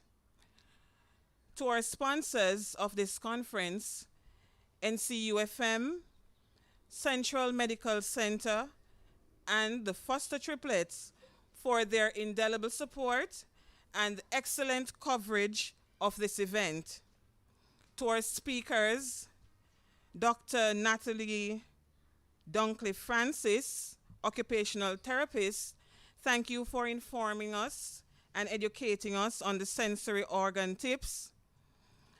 Dr. Coles White, speech language pathologist, thank you for enlightening us about the signs to look for and the components of the autism spectrum disorder.